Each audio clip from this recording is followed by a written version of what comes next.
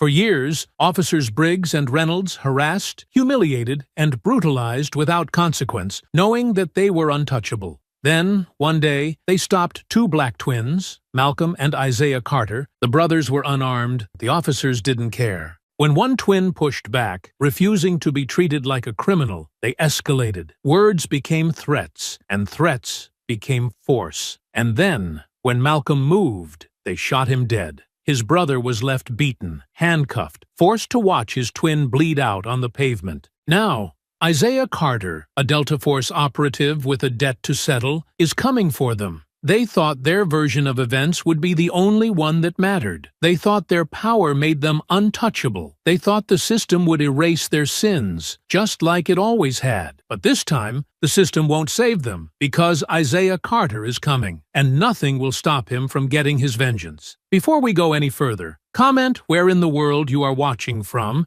and make sure to subscribe. The hum of the engine purred beneath them as the smooth black Dodge Charger coasted through the quiet streets, its polished frame reflecting the golden glow of the streetlights that lined the pristine sidewalks. Inside, Malcolm Carter sat behind the wheel, fingers drumming lightly against the steering wheel, his sharp gaze flicking between the road and his twin brother in the passenger seat. Isaiah, more relaxed but always observant, sat with his arm resting against the window, watching the well-manicured lawns and neatly trimmed hedges roll past in uniform perfection. You ever notice how these neighborhoods all look the same? Malcolm mused, shaking his head slightly. Every house damn near identical. Like someone copy-pasted the whole block. Isaiah smirked. Ava liked that when she bought the place. Said it felt safe. Safe, Malcolm scoffed, rolling his eyes.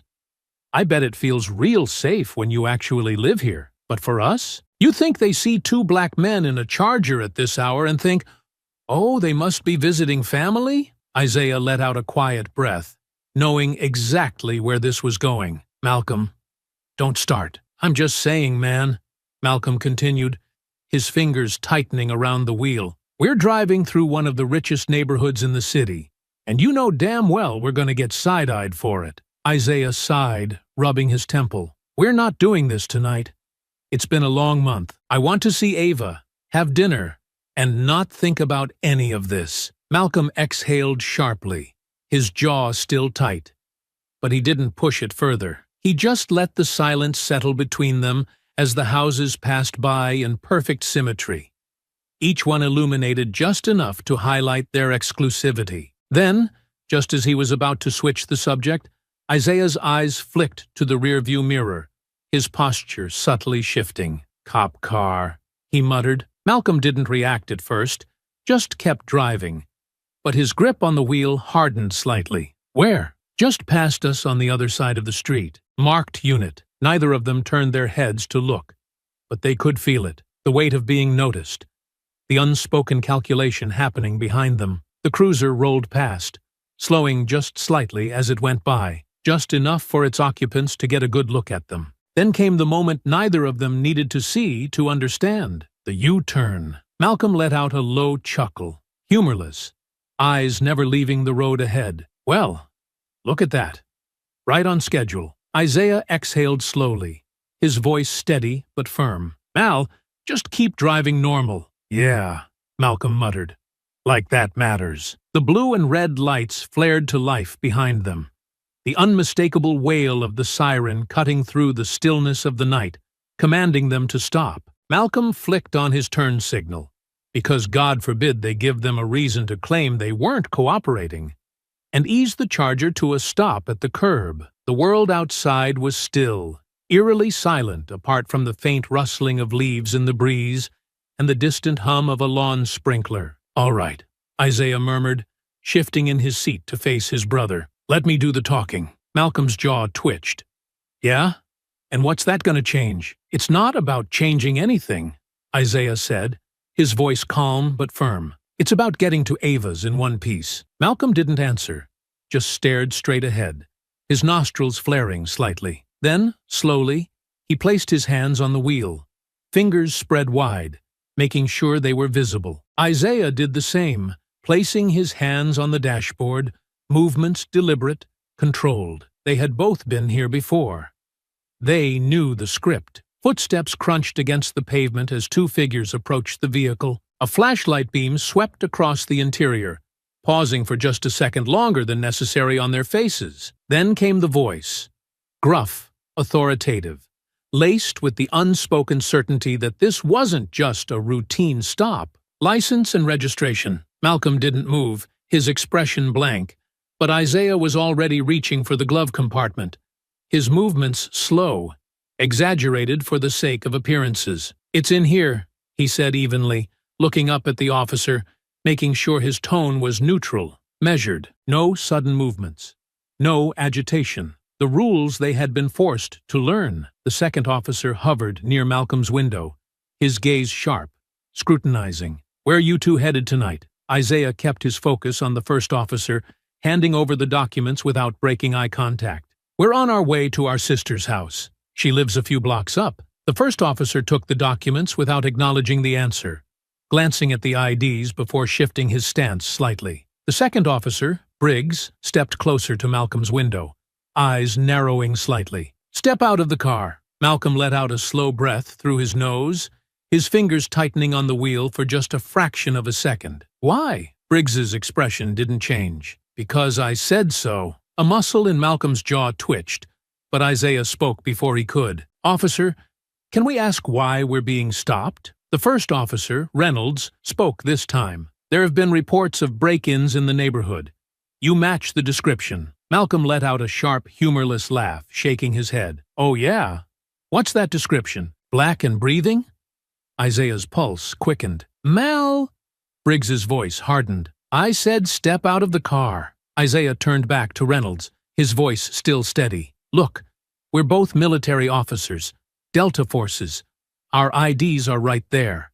We're just trying to visit our sister. We're not looking for trouble." Briggs scoffed. "That right? Then you shouldn't have a problem stepping out." The tension inside the vehicle had thickened to the point of suffocation, every second stretching longer, the air growing heavier. Malcolm exhaled sharply through his nose, eyes locked on Briggs, every fiber of his being screaming at him to push back. But Isaiah was still looking at him, the weight of unspoken understanding in his gaze. Malcolm clenched his jaw, then finally, slowly, reached for the door handle. The moment it clicked open, Briggs's hand went to his holster. The night was about to turn deadly. The door eased open, the soft click of the latch barely audible over the weight of unspoken tension hanging between them. Malcolm stepped out first, slow, measured, his every movement deliberate as he rose to his full height, standing just a few inches taller than the officer before him. His hands remained visible, fingers spread slightly at his sides, a silent acknowledgement of the invisible rules men like him were forced to follow. Isaiah followed, mirroring his brother's controlled movements as he stepped around the front of the car, placing himself just slightly ahead, his stance protective without being confrontational. The night air felt colder now, or maybe that was just the edge of something far more dangerous creeping in, pressing against his skin like a storm waiting to break. The officers remained rigid, their hands resting a little too comfortably near their belts, watching the twins with the kind of studied intensity that spoke less of protocol and more of personal suspicion. "Turn around, hands on the car," Briggs ordered, his tone leaving no room for discussion. Malcolm didn't move, his jaw tightened, nostrils flaring as his fingers curled slightly. For what? His voice was sharp, but not raised, not yet, because he knew better. But the weight of it was there, simmering beneath the surface. Briggs arched a brow, his lips curving into something that wasn't quite a smirk, but carried the same quiet arrogance. "Because I said so." Isaiah, already anticipating where this was going, lifted a hand slightly, not in surrender, but in a silent request for calm. "Look, officer," he started, his voice controlled, steady, the practiced tone of a man who had been here before and knew exactly how little room for error there was. "We're both Delta Force. We understand protocol. If this is a routine stop, we've given you our IDs. You can check them, see we're exactly who we say we are. We don't want any trouble.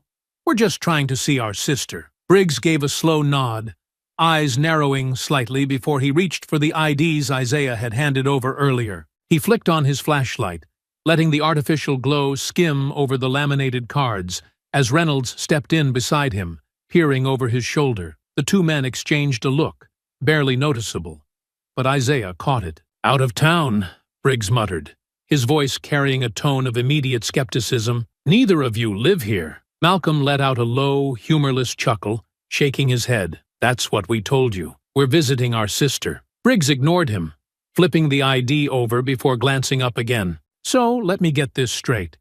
You expect me to believe that two guys with an address across the city just happen to be driving through this neighborhood, in this car, at this hour, because your sister lives here?" Isaiah exhaled slowly through his nose, forcing himself to keep his voice even. "Yes, that's exactly what we're telling you, because it's the truth." Reynolds, who had remained quiet up until now, shifted slightly, the light from Briggs's flashlight casting deep shadows across his face as he spoke for the first time. "Yeah? And what does your sister do to afford a place around here?" Isaiah stiffened, his eyes locking onto Reynolds's in that split-second exchange where the weight of the question was fully understood. It wasn't phrased outright, but the implication was clear. A black woman living in this kind of neighborhood? The suggestion hung in the air, thick and suffocating. Malcolm's lips parted, his patience fracturing audibly in the sharp breath he sucked in.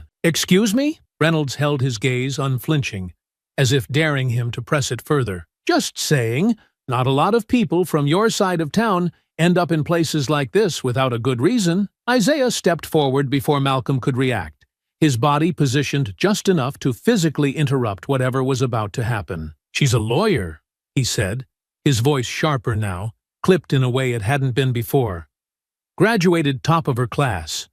Works for one of the biggest firms in the city. That a good enough reason for you?" Briggs let out a slow exhale, tilting his head slightly as he studied them both, as if weighing their words, their worth. Then, without another comment, he turned, walking back toward his squad car. Isaiah let out a quiet breath, thinking for just a moment that maybe, just maybe, this was about to de-escalate. But then Briggs stopped, turning slightly over his shoulder. "Stay where you are," he muttered, disappearing inside his vehicle. Isaiah could hear the faint sound of radio static crackling from inside the car, a murmur of indistinct voices exchanging information, a background check. They were running them through the system. "They're stalling," Malcolm muttered under his breath, shaking his head. "Running our names like we're goddamn criminals." Isaiah didn't respond immediately, just kept his eyes on the officers, his hands loose at his sides but ready. They were pushing,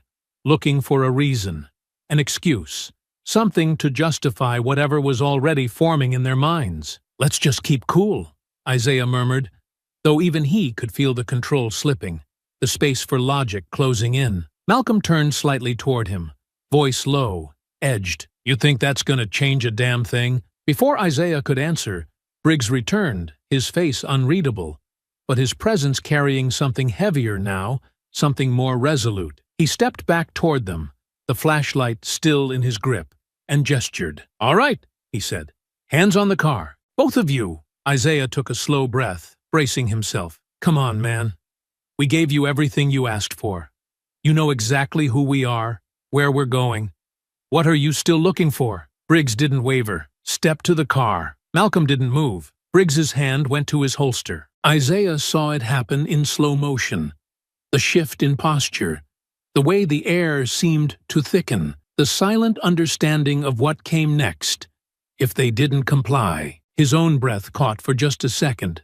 But then, with a slow, reluctant motion, he turned, placing his hands against the cool metal of the Charger's hood. Malcolm hesitated a second longer before finally, begrudgingly, following suit. The moment his hands touched the car, Briggs grabbed his wrist. Isaiah saw the first real flash of emotion break across Malcolm's face.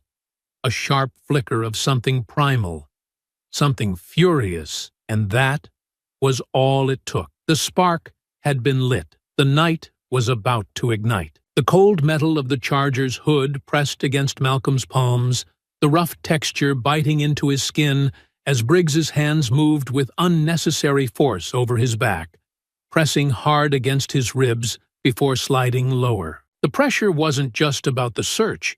It was meant to provoke, to remind him who was in control. The weight of the moment settled over him, thick and suffocating, the air sharp with the unspoken tension of a game that had already been rigged against them before it even began. "Spread your legs wider," Briggs muttered, his tone clipped, edged with an arrogance that sent a hot pulse of anger straight through Malcolm's chest. Malcolm exhaled sharply, adjusting his stance, but only barely, just enough to avoid giving them anything they could twist into non-compliance. His fingers curled slightly over the hood. "Man, come on," he muttered, his voice low, brimming with frustration. "Ain't like I got a damn arsenal on me." Briggs didn't respond, didn't even acknowledge him, just continued the search, his hands pressing rougher now, shoving at Malcolm's pockets, his grip tightening like he was waiting for resistance. "You got a problem?"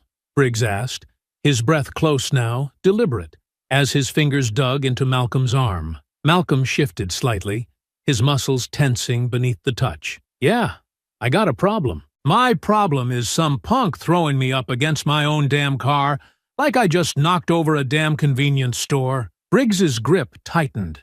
Isaiah, still pressed against the charger beside him, felt the shift in the air before the words even fully registered. This was it, the moment the officers had been waiting for. "Mal," Isaiah warned, his voice tense but controlled, his eyes darting toward his brother with an urgency that was more than just a plea. It was survival. Briggs let out a slow, amused breath. "Listen to your brother, boy," he muttered, the last word sliding out of his mouth like venom, slow and deliberate, meant to cut deep. The night snapped. Malcolm jerked, twisting slightly, his head snapping toward Briggs, his breath sharp, his entire body coiled like a loaded spring. Isaiah moved instantly, pressing forward, shoulder against Malcolm's, physically blocking him before the last thread of restraint could break. "Malcolm, stop." Isaiah's voice was steady, but laced with urgency, his hands raised slightly in a placating motion. "Not here, not now." But Malcolm's breath was already coming too hard, too fast, his nostrils flaring, his fingers flexing at his sides. His instincts were screaming at him, demanding that he fight back, that he refused to let them turn him into a victim. Briggs tilted his head, smirking just enough to let them know he'd already won. "That's what I thought," he murmured. Then, slow and deliberate, he reached for his belt. Isaiah's pulse spiked. "All right," Briggs said, pulling out his handcuffs, letting the metal glint under the streetlight. "We're detaining you both while we confirm your story." Isaiah stepped forward. "Detained for what?" Briggs shrugged. "Resisting a lawful search. Possible obstruction. Hell, maybe even suspicion of intent. We got plenty of reasons." "That's a lie," Malcolm snapped, jerking away the moment Briggs reached for him. And that was all they needed. Briggs's grip latched onto Malcolm's arm, yanking him toward the car with unnecessary force, his shoulder wrenching forward at an awkward angle. Malcolm instinctively twisted, trying to regain his balance, and in that split second, Reynolds stepped in, gripping his other arm and pushing against his back, trying to force him down. Isaiah reached for Malcolm's shoulder, trying to stabilize him. "Just go with it, man. Just let them—" "Let go of me!" Malcolm barked, his voice cracking with the raw frustration of a man who had been through this before, who had been humiliated enough times to know where it led. He wasn't fighting. He wasn't attacking. He was reacting, but that didn't matter to them. Briggs shoved hard. Malcolm staggered. "He's resisting!" Briggs shouted, his voice already changing, twisting reality into a lie. Reynolds pulled back, his hand moving quickly to his belt. "He's got a weapon!" Isaiah saw it happen before it even did. The words were still in the air when Briggs reached for his gun, his movements rehearsed, practiced, like he'd been waiting for the moment to make the call. Malcolm twisted one last time, breath sharp, teeth bared, and then the gunshot cracked the air open. Malcolm jerked violently, his entire body snapping backward, his chest arching before his knees gave out beneath him. His breath hitched, a sound halfway between shock and disbelief, before he crumpled onto the pavement. Isaiah's scream tore through the night. "Malcolm!" He moved without thinking, lunging toward his brother. But before he could reach him, a white-hot explosion of pain surged through his chest. The taser hit him full force, electricity ripping through his body, locking his muscles into place, stealing the breath from his lungs. His legs gave out, his vision swimming as he hit the ground. "Officer down!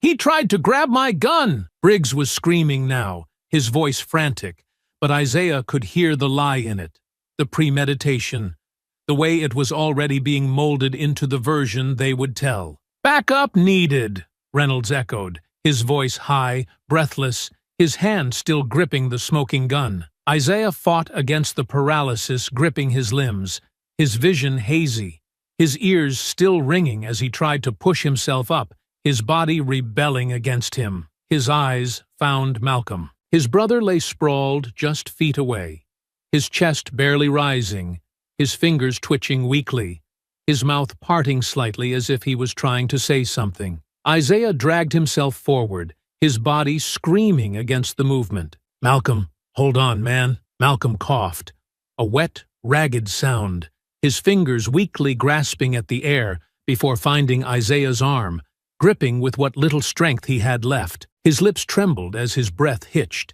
his eyes searching Isaiah's with something heavy, something Isaiah didn't want to understand. "Isaiah," Malcolm's voice barely came, choked, strained, each word a fight. His fingers dug weakly into Isaiah's sleeve. "I'm sorry." Isaiah's breath shattered. "No, no, no, don't. Hold on. Just—" His voice broke, his hand pressing over Malcolm's wound as if he could force time to reverse, to undo what had already been set in motion. Isaiah's hands trembled as he pressed down on the warmth spreading across his brother's chest, his breath coming in short, ragged gasps, his heart slamming against his ribs so hard it felt like his entire body might shatter beneath the weight of what was happening. Malcolm's body twitched weakly beneath him, his fingers barely moving, the warmth of life slipping away faster than Isaiah could hold it together. "Malcolm, stay with me, man," Isaiah begged, his voice cracking under the force of his own panic, the words coming too fast, too desperate. "Come on, man. You're good. You're good. You hear me? Just breathe. Just—" His voice broke as Malcolm's eyes fluttered, barely open, his lips parting. But no real sound came out. "Malcolm, please," Isaiah choked, his hands pressing harder against the wound, as if he could force his brother's life to stay inside his body, as if sheer desperation alone could undo the horror spilling out between his fingers. "Look at me, man. Just look at me. You ain't going nowhere. You hear me? You're not." Malcolm let out a weak, wheezing breath, his fingers twitching against Isaiah's sleeve, grasping, barely holding on. His lips moved, voice nothing more than a whisper, broken and trembling. "Don't let them," Malcolm coughed, his body seizing up under the pain, his fingers tightening with what little strength he had left. "Don't let them get away with this." Isaiah's breath hitched, his vision swimming with hot, stinging tears as he grasped onto his brother's hands, squeezing them, refusing to let go. "No, no, no, don't say that. You hear me? You're not dying, man. You're not. You can't." Then came the voices. "Get off him!" Hands wrenched at the back of Isaiah's jacket, tearing him away with a violent yank that sent him sprawling backward, his knees scraping against the pavement as he fought against them, his arms clawing forward, trying to hold on to Malcolm. "No, no, please." A sharp blow slammed into his ribs, white-hot pain exploding through his side as his breath punched out of his lungs. The impact sent him curling inward, instinctively shielding himself before another hit crashed into his side. Then another, each one a brutal punctuation to his screaming grief. "Stop resisting!" Isaiah gasped as he was forced onto his stomach, the rough asphalt scraping against his face as weight crushed down on his back. A knee digging into his spine so hard it made his ribs groan in protest. His wrists were yanked behind him, his arms twisted at an unnatural angle, metal clamping down against his skin with sharp, biting force. "You think you can attack us?" A hand fisted into his hair, yanking his head back so he was forced to look up, forced to stare into Briggs's face, his teeth bared, his eyes gleaming with unchecked fury. "You killed my brother!" Isaiah screamed, his voice raw, shattered, the words barely making it past the sheer force of his rage and agony. "You shot him! He didn't do anything!" Briggs scoffed, shoving Isaiah's head back down like he was nothing. "Yeah? That what you think? 'Cause what I saw was a dangerous suspect resisting arrest." Isaiah's chest heaved, his body trembling beneath the weight, pressing him into the pavement. He was unarmed. "You murdered him." His voice cracked, his throat burning, each word dragged from the deepest part of him, the part that had just lost the only person who had ever understood him completely. "You killed him in the street like a damn animal, and now you're gonna act like we deserved this?" Briggs twisted his grip harder, pressing his knee down with more force until Isaiah let out a strangled cry. "You know how this works, right? Who do you think they're gonna believe?" Isaiah sucked in a shaky breath, his entire body going stiff as a hollow, gut-wrenching realization settled over him. This was always how it ended. Briggs stood, dusting off his uniform, like this was just another day, another routine, nothing more than an inconvenience.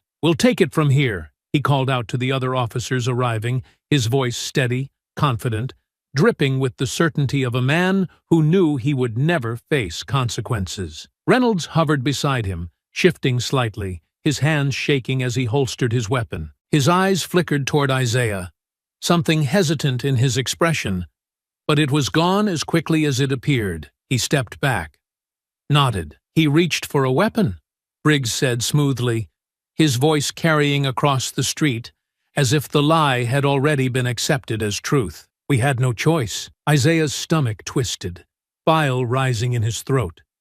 The words had already changed.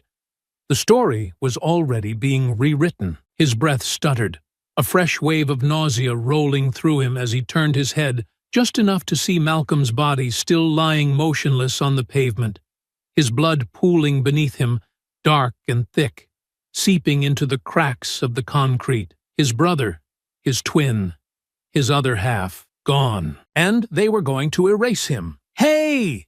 A new voice cut through the chaos, sharp and demanding.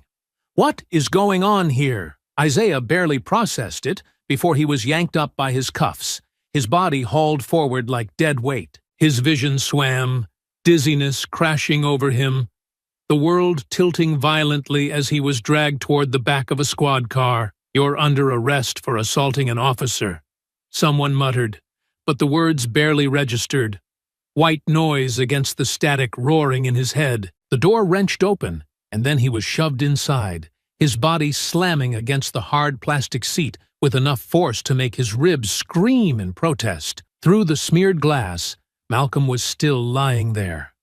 Still alone. Still bleeding out in the street, while the men who murdered him stood over him, deciding what version of the truth they would tell the world. Isaiah's fingers curled into fists behind his back, nails digging so hard into his palms that he thought they might break skin. Briggs walked past the window, his expression calm, composed, already moving on, like he had just checked another box on his to-do list. The last thing Isaiah saw before the door slammed shut was Malcolm's lifeless body, left behind on the pavement, like he had never mattered at all. The world blurred. Isaiah sat slumped against the cold plastic seat of the squad car, his wrists still bound behind him, the metal digging deep into his skin, but the pain barely registered. His breath came in short, hollow gasps, his chest rising and falling in uneven bursts as the blood rushing through his veins drowned out everything else. He could still feel the weight of Malcolm in his arms, could still hear the tremor in his brother's breath, the way his voice had cracked, those last words slipping out, barely above a whisper. "Don't let them get away with this." His throat tightened, his teeth clenching so hard that his jaw ached. But it didn't matter. None of it did, because Malcolm was gone, and he hadn't been able to stop it. The night passed in fragments, red and blue lights flashing against the pavement, indistinct voices shouting orders, the cold press of cuffs, the rough hands shoving him forward, the scent of sweat, asphalt, and blood clinging to the air. At some point, the car had started moving, the weight of the moment shifting as the squad car rolled away, taking him with it, dragging him away from Malcolm, away from the only piece of family that had ever felt like home. He didn't know how long they drove. The streets blurred together, indistinct shapes and neon signs streaking past the window, like something out of a dream. But none of it felt real. Nothing felt real. His fingers twitched uselessly behind him, his nails digging into his palms, his muscles locked so tight his entire body felt like it might snap under the pressure. His mind kept looping back, kept dragging him back to the last time he and Malcolm had been in a car together, just hours earlier, laughing about identical houses in a neighborhood that wasn't made for them. Ava liked that when she bought the place, said it felt safe. Safe. A choked, bitter sound pressed against the back of his throat, but it never made it past his lips. The weight of grief was too thick, too heavy, coiling around his ribs like a steel vice. His head tipped back against the seat, his gaze unfocused, his thoughts slipping into the past like water through trembling fingers. He and Malcolm had always been together, always, from the moment they were born, side by side, their mother holding them close, whispering their names like they were meant to be spoken in the same breath. Malcolm and Isaiah. Isaiah and Malcolm. They had fought together, laughed together, bled together. They had survived. As kids, they had learned young what it meant to be feared before they were even old enough to understand why. They had learned to keep their hands visible in convenience stores, to stay still when a cop car rolled by, to smile just enough to seem unthreatening but not so much that it looked forced. They had learned to control their anger, to bury it deep, to push it down so far that it couldn't be used against them. But Malcolm had never been able to push it far enough. Isaiah had always been the one to step in, the one to keep him grounded, the one to pull him back when the world tried to push him too far. But this time, this one time, he hadn't been fast enough. He hadn't been strong enough. He hadn't saved him. He squeezed his eyes shut, his head pounding, his hands curling into fists behind him. It should have been him. If he had just stepped in sooner, if he had just kept Malcolm from speaking, from moving, from breathing too freely in a space that was never meant for them. The car slowed, turning sharply, and the sudden motion yanked him out of his thoughts. His eyes opened, his breath catching as the reality of the moment crashed back into him. The precinct loomed ahead, its fluorescent lights buzzing against the night, sterile and indifferent. The car rolled to a stop. A door opened, then hands were on him again, dragging him forward, forcing his body upright as his legs struggled to catch up with the movement. His feet stumbled against the pavement as they hauled him out of the car, the shift in motion sending another wave of dizziness crashing over him. His ribs throbbed, his skull still aching from where he had been slammed into the ground. But the officers didn't slow, didn't care. The inside of the station was just as harsh, all white tile and dull overhead lights, the scent of sweat and coffee thick in the air. He was shoved forward, past rows of desks, past officers who barely even looked up as he was dragged through the booking process, barely more than a body, barely even a person. They took his fingerprints, his mugshot. They took everything.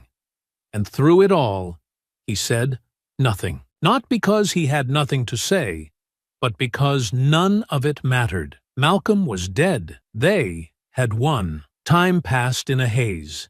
He didn't know how long he had been sitting there, his body slumped in a hard plastic chair, his hands cuffed to the table in front of him. His head hung low, his breathing shallow, his thoughts tangled in something too thick, too dark to pull himself out of. The door creaked open.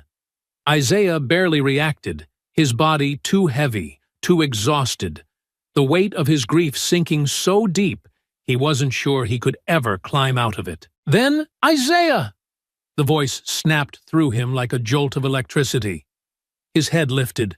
Ava stood in the doorway, her eyes wide, her chest heaving, her entire body radiating something sharp, something barely contained. Her hands trembled as she stepped forward, as she took in the bruises blooming along his jaw, the dried blood crusting at the corner of his mouth, the way his wrists were still bound to the table like he was the criminal. For a moment, she said nothing. Then her breath hitched, and her face twisted into something Isaiah had never seen before.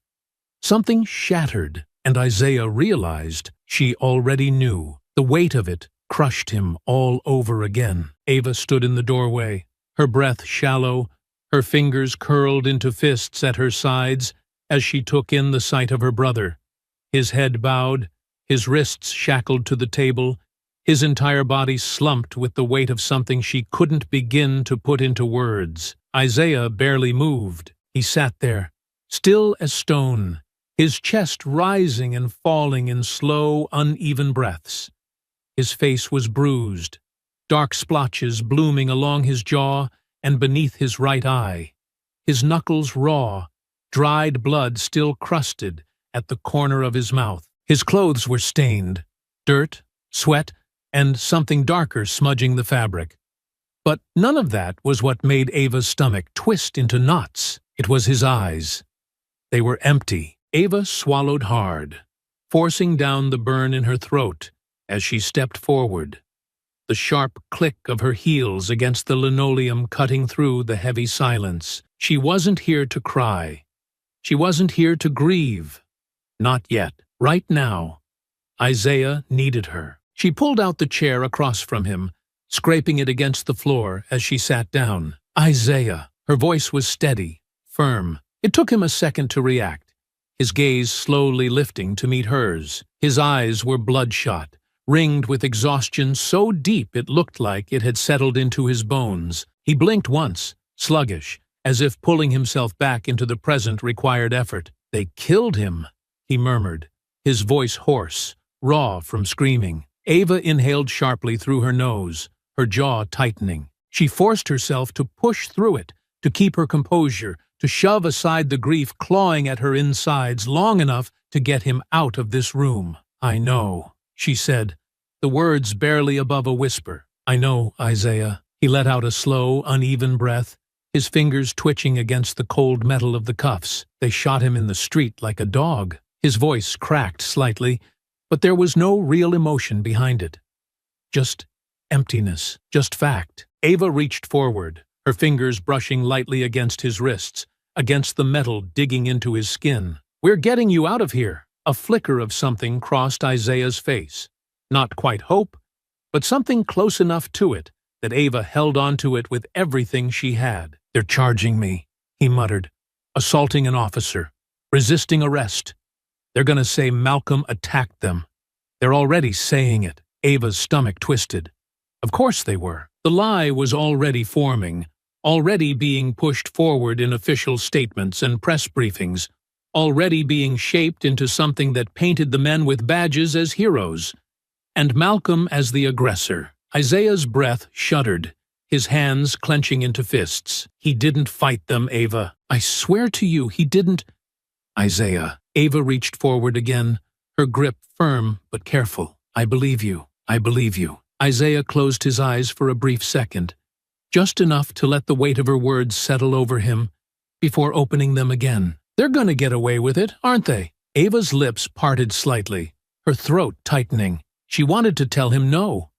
She wanted to tell him that the law worked, that there was a path forward, that Malcolm would get justice, but she wasn't about to lie to him. Instead, she took a breath, straightened her spine, and forced every ounce of confidence into her voice. Right now, I need to focus on getting you out of here. After that, we fight. But we don't get to do anything if you're still in a jail cell. Understand? Isaiah held her gaze for a long moment before giving a slow, reluctant nod. Good, Ava said, already shifting into action. She reached into her bag, pulling out a stack of documents, setting them on the table with sharp precision. I've already spoken to a judge. I filed for emergency bail consideration, but the police are pushing back.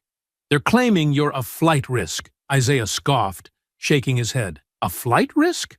You serious? They're stalling, Ava confirmed, her lips pressing into a thin line, buying themselves time while they craft their story. If they keep you in here long enough, they control the entire narrative. I can't let that happen. Isaiah exhaled sharply, his jaw clenching. So, what's the plan? Ava sat forward. I filed a motion for an immediate review of the charges, which means I can argue for your release in front of a judge first thing in the morning.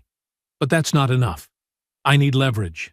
I need pressure. Isaiah frowned slightly, his brow furrowing. What kind of pressure? Ava glanced toward the two-way mirror, knowing full well that someone was listening, and lowered her voice just slightly. I called every journalist I know, every activist, every civil rights lawyer, everyone. By morning, the entire city is going to be watching this case. The more eyes on it, the harder it'll be for them to bury the truth. Isaiah stared at her, a flicker of something unreadable passing across his face. You really think that's gonna work? Ava leaned in. I think they want to make you disappear. But they can't if we make sure the entire damn country is looking at them. Isaiah swallowed, his throat tight. He wanted to believe her. He needed to believe her. But he had seen too many names turned into hashtags. Too many bodies left in the street with no justice to follow. Ava could see the doubt, the exhaustion, the raw hopelessness clawing at him. She reached out again, this time grasping his hand, her grip firm, grounding. I'm getting you out of here, she repeated, her voice steady, unwavering. I swear to you, Isaiah, you are not going to rot in here while they turn Malcolm into some thug who deserved to die. Not while I'm still breathing. Isaiah exhaled, something deep in his chest shifting. The moment Isaiah stepped out of the station, the air hit him like a slap to the face. Cold, sharp, too open after the suffocating walls of the holding cell. He inhaled deep, filling his lungs, but it wasn't enough. The weight in his chest didn't lift. The shackles on his wrists were gone, but they had been replaced with something heavier, something that no court order or legal maneuver could undo. Ava was beside him, walking with purpose, her heels clicking against the pavement, her posture straight and controlled. But Isaiah could see the tension in her shoulders, the way her fingers clenched the strap of her briefcase too tightly. She had won this battle. Barely. But she was already bracing for the war ahead. Outside the precinct, a wall of reporters and flashing cameras lined the barricades. Microphones extended forward, voices shouting questions, news vans parked along the curb, their headlights illuminating the chaos. Ava had done exactly what she said she would.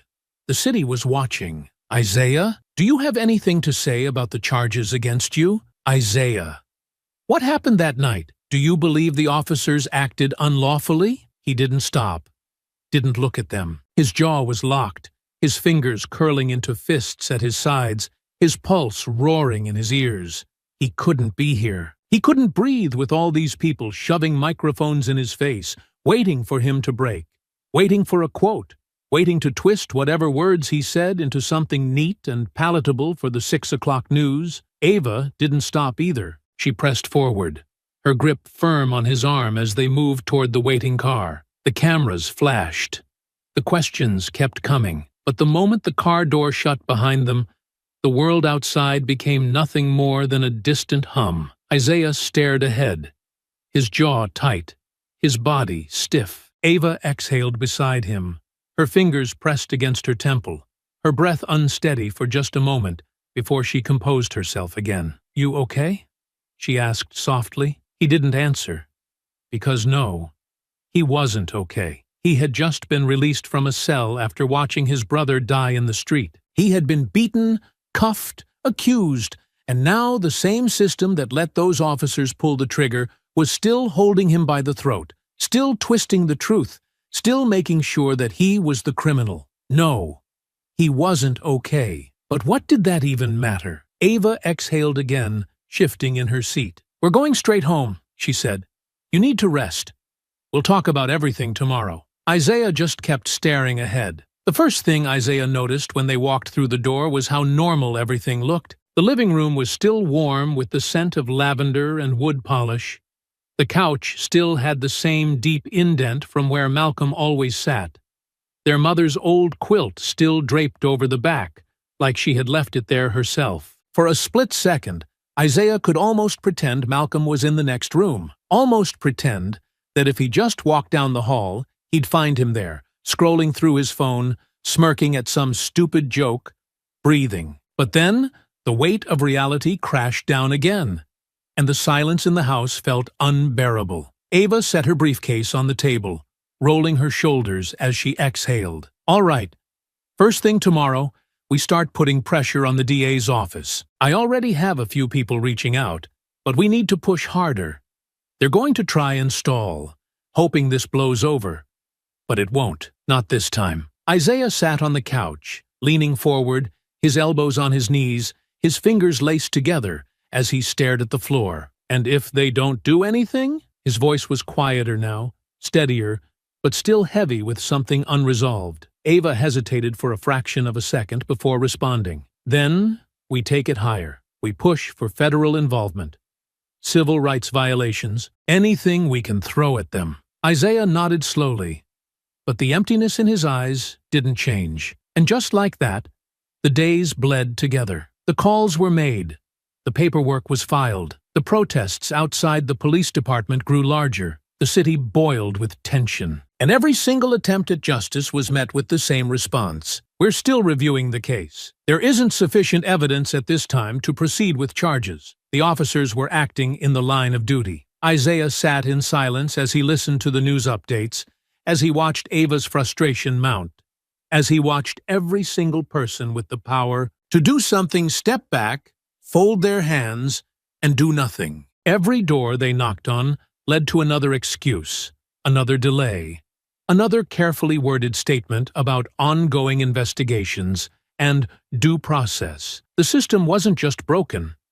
It was doing exactly what it was built to do.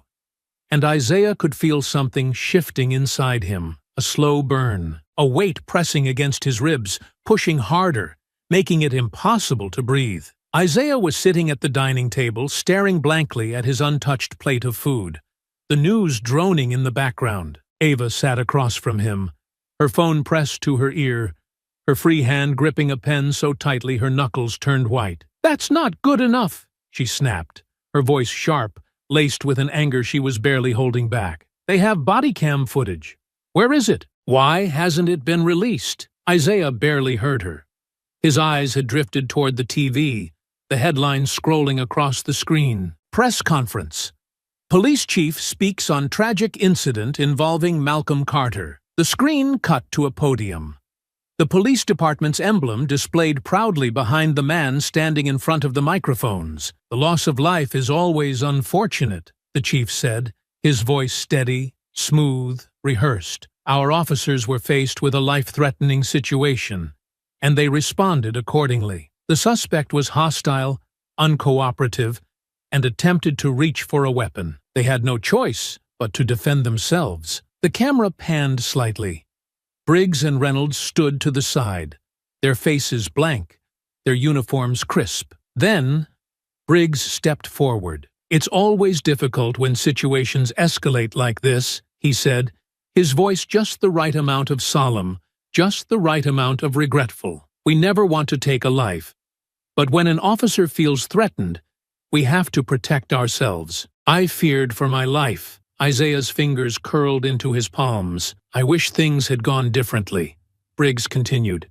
"But that man left us no choice." Something inside Isaiah snapped. The emptiness in his eyes burned away, replaced with something sharper, something hotter. something that made his entire body go rigid. Ava was still on the phone, her voice rising, but she must have seen it.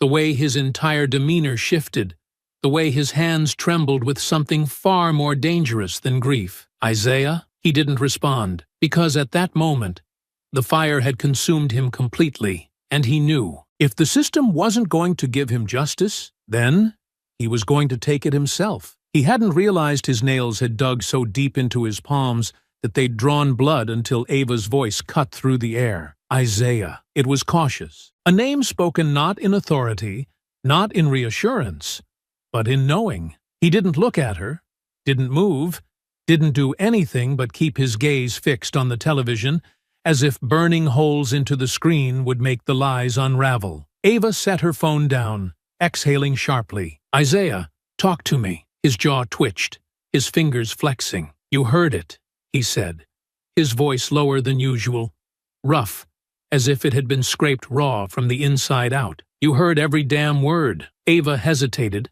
then nodded slowly. "I did." Isaiah inhaled through his nose, forcing himself to keep the anger contained, but it was pushing against his ribs, slamming against his chest, burning hot enough that it felt like it might split him open from the inside. He turned toward her then, his movements controlled, but his eyes, they were different, no longer hollow, no longer grief-stricken. They burned. "And what do we do now?" His voice was eerily calm, the kind of calm that existed only in the moments before a storm. Ava's lips parted slightly, her fingers tightening around the edge of the table as she measured her words. "We keep fighting," she said, her voice firm, unwavering, the words carrying the weight of someone who had spent her entire life navigating the legal battlefield, someone who had built an entire career out of pushing against an immovable system. "We go back at them harder. We apply more pressure. We make sure they don't get to control the narrative." Isaiah let out a sharp, bitter exhale, shaking his head.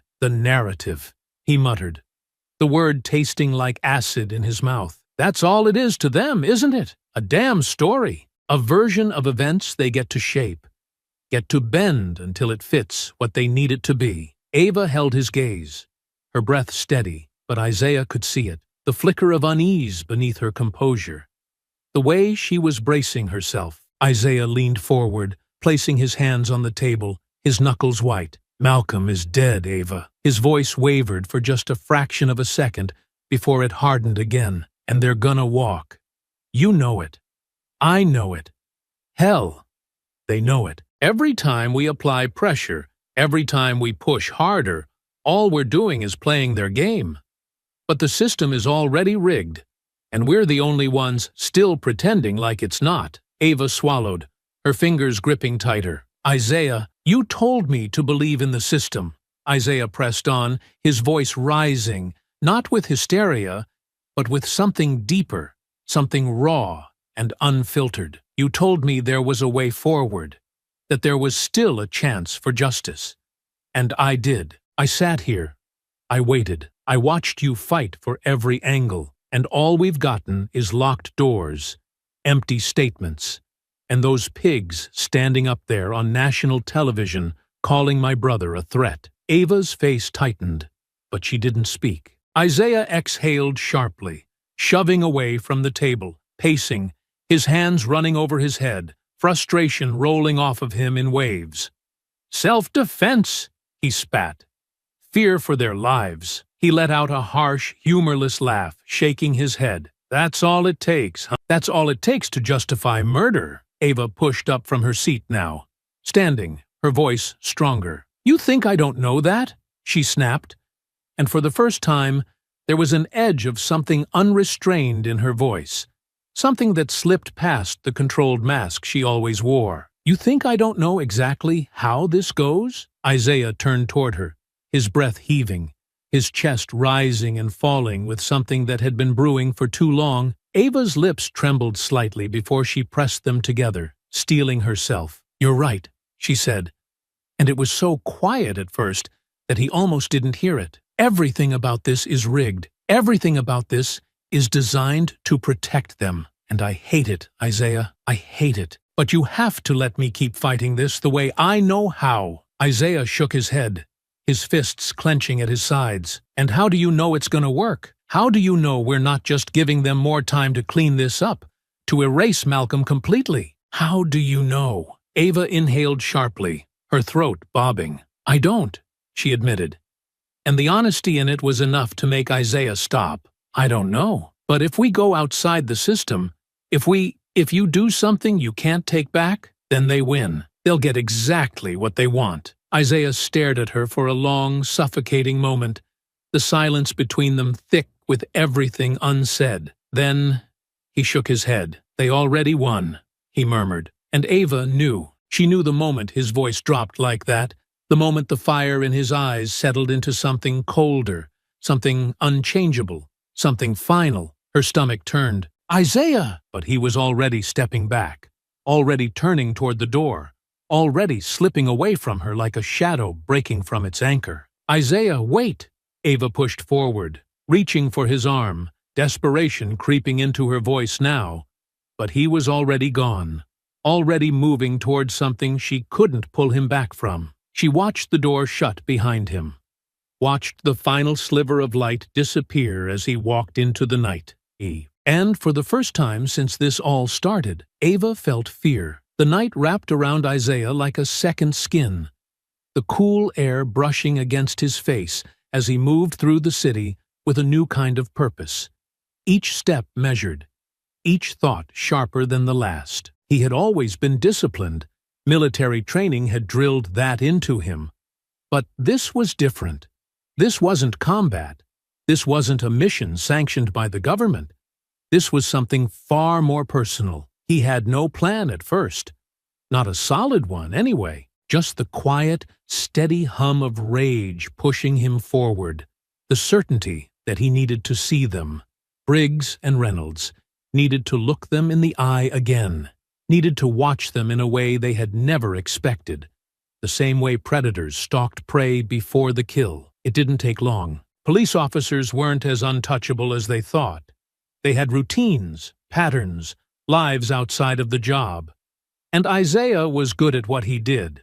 Better than they could ever know. The first thing he learned was that neither of them had a wife.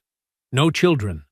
No families waiting for them at home. Briggs lived alone in a modest but well-kept house in a quiet part of the city. A neighborhood that was mostly white, mostly upper-middle class. The kind of place where people trusted the police because they had never had to fear them. He got home at the same time every night, parked his car in the driveway, and took exactly 5 steps up to his front door before disappearing inside. No porch lights, no security cameras. Reynolds was the same. A small apartment, clean, unremarkable. He spent most of his time alone, except for the nights when he drank himself into a stupor at a local bar a few blocks from the precinct. It wasn't enough. Isaiah needed to know them, needed to see past their uniforms, past the carefully curated personas they presented to the world. He wanted to understand what kind of men they really were. Not just the ones who had pulled the trigger that night, but the ones they had always been. So he dug deeper. And the more he found, the worse it got. The first thing that sent a fresh wave of fury rolling through him was the complaints. There were so many. Excessive force, racial profiling, suspicious stops. Isaiah spent hours combing through old reports, finding patterns that no one had cared enough to investigate. Too many black men stopped for no reason. Too many injuries sustained during routine arrests. Too many names attached to complaints that had mysteriously gone nowhere. Briggs had been in the department for years, long enough to build a reputation, long enough to know exactly how far he could push the line without consequences. He had been accused of brutality 7 times, but every single report had been reviewed and dismissed. The details made Isaiah's stomach churn. A young man, barely 19, beaten so badly during an arrest that he had suffered permanent nerve damage.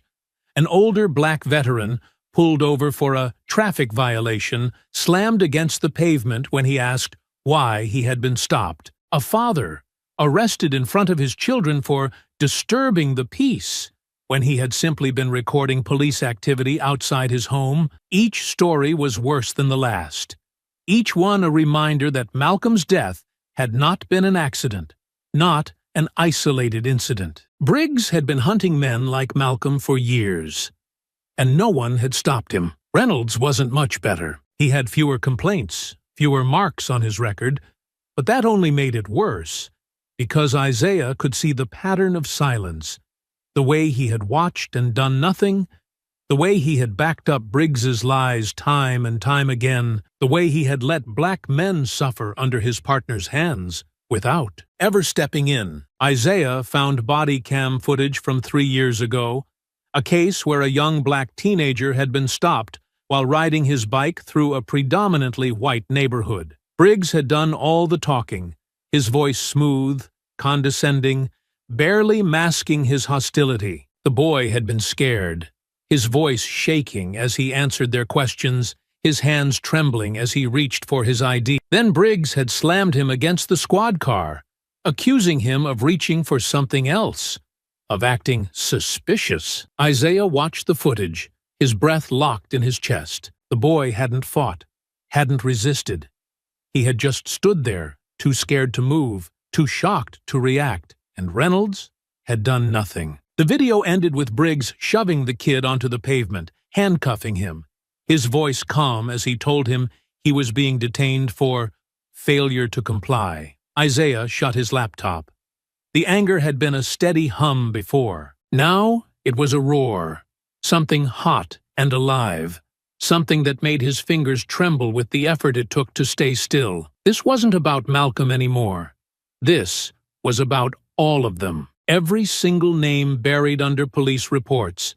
Every single man who had been beaten, humiliated, locked in a cage, left in the street, erased like their existence had never mattered. This was about every single man who had been Briggs and Reynolds's prey and never got to fight back. Isaiah clenched his jaw, exhaling slowly, forcing the air through his lungs before it burned him from the inside out. He pressed his hands against the desk, grounding himself, steadying himself. He had all the information he needed. Now it was time to decide what to do with it. Tortus. He left the apartment in the dead of night, his hood pulled up, his steps silent against the pavement. Briggs's house was first. Isaiah stood across the street, watching from the shadows, his gaze locked on the dark windows, on the faint glow of a television flickering inside. He imagined Briggs sitting there, drinking a beer, flipping through channels without a second thought about the life he had stolen. Isaiah exhaled slowly. Reynolds's apartment was next. Same routine.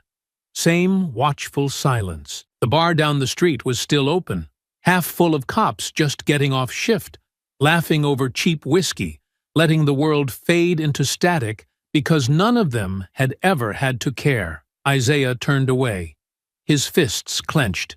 His path was clear now, and soon Briggs and Reynolds would finally know what it felt like to be hunted. The night wrapped around Isaiah like a cloak, the city stretching out before him in a dull haze of neon signs and distant sirens. He moved through the streets with purpose, his body loose, controlled, his steps silent against the pavement. The fire burning in his chest had cooled into something else now, something colder, something sharper. The anger was still there, raw, pulsing, alive, but it had settled beneath the surface, honed into focus. He wasn't just a grieving man anymore. He was a predator, and tonight, Reynolds was the prey. The bar was exactly what he expected. A dimly lit hole in the wall, tucked away on a quiet street just a few blocks from the precinct. The kind of place where cops gathered after their shifts to drink, to laugh, to blow off steam without worrying about the wrong eyes watching. It was barely half full when Isaiah arrived, just a scattering of officers nursing beers, engaged in low conversation, their backs turned to the world outside. And then there was Reynolds. He sat near the center of the room, his body slouched comfortably in the booth, a whiskey glass held loosely between his fingers. His uniform was gone, replaced by casual clothes, but he still carried himself the same way. Relaxed, confident, shoulders squared like a man who had never known real fear. Isaiah lingered in the shadows near the back, close enough to listen without being noticed. He could hear the low murmur of conversation, the occasional clink of ice against glass, but it wasn't until another officer leaned in, grinning, amused, that Isaiah's blood ran cold. "Man, the media's eating this case alive," the other cop said, shaking his head. "You and Briggs gonna be good?" Reynolds smirked, lifting his glass. "You know how it is. Standard protocol. Internal review. A couple weeks of paid leave, then we're right back to it." He took a sip, his expression completely unbothered, as if this was nothing more than a minor inconvenience. Isaiah's fingers curled against the edge of the table beside him, his breath steady but deep. The other officer chuckled. "Gotta say, man, that was one hell of a shot. You sure that guy didn't have something on him?" Reynolds scoffed, shaking his head. "Please. If he did, we'd have found it, planted it, whatever it took. Doesn't matter, though. That kid sealed his own fate the second he got mouthy. I swear, they never learn." Isaiah's world tilted. The breath left his lungs in one sharp, violent exhale, his muscles going rigid, his nails digging into his palms. They were bragging, laughing, mocking Malcolm like he had been nothing, like he had been just another name, another statistic, another inconvenience erased without consequence. Reynolds leaned back, shaking his head, voice dripping with amusement. Briggs had to put on the whole shaken officer act for the cameras.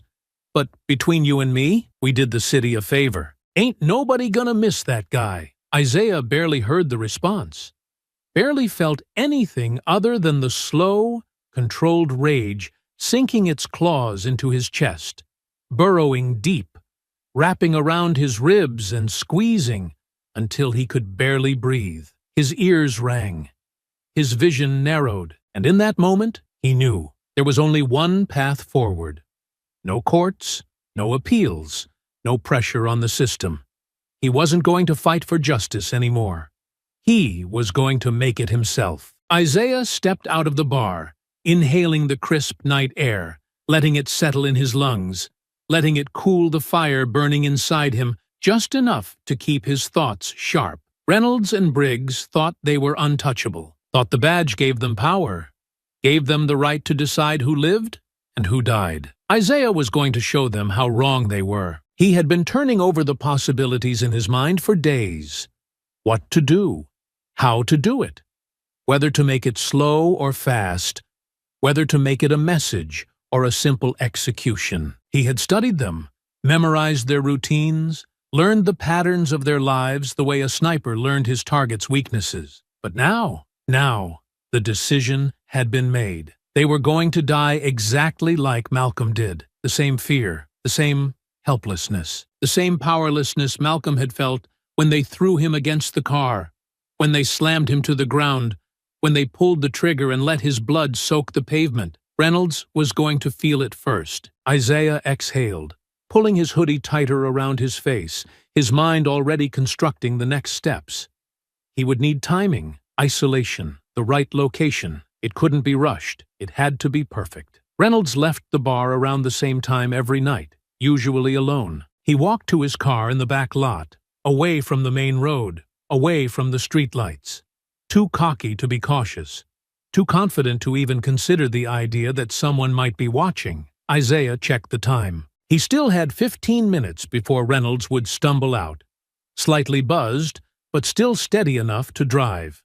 Perfect. He moved quickly, slipping around the side of the building, staying low, moving through the alley until he reached the parking lot. He found the spot, a shadowed corner near the back fence, just beyond the range of the security camera mounted near the entrance.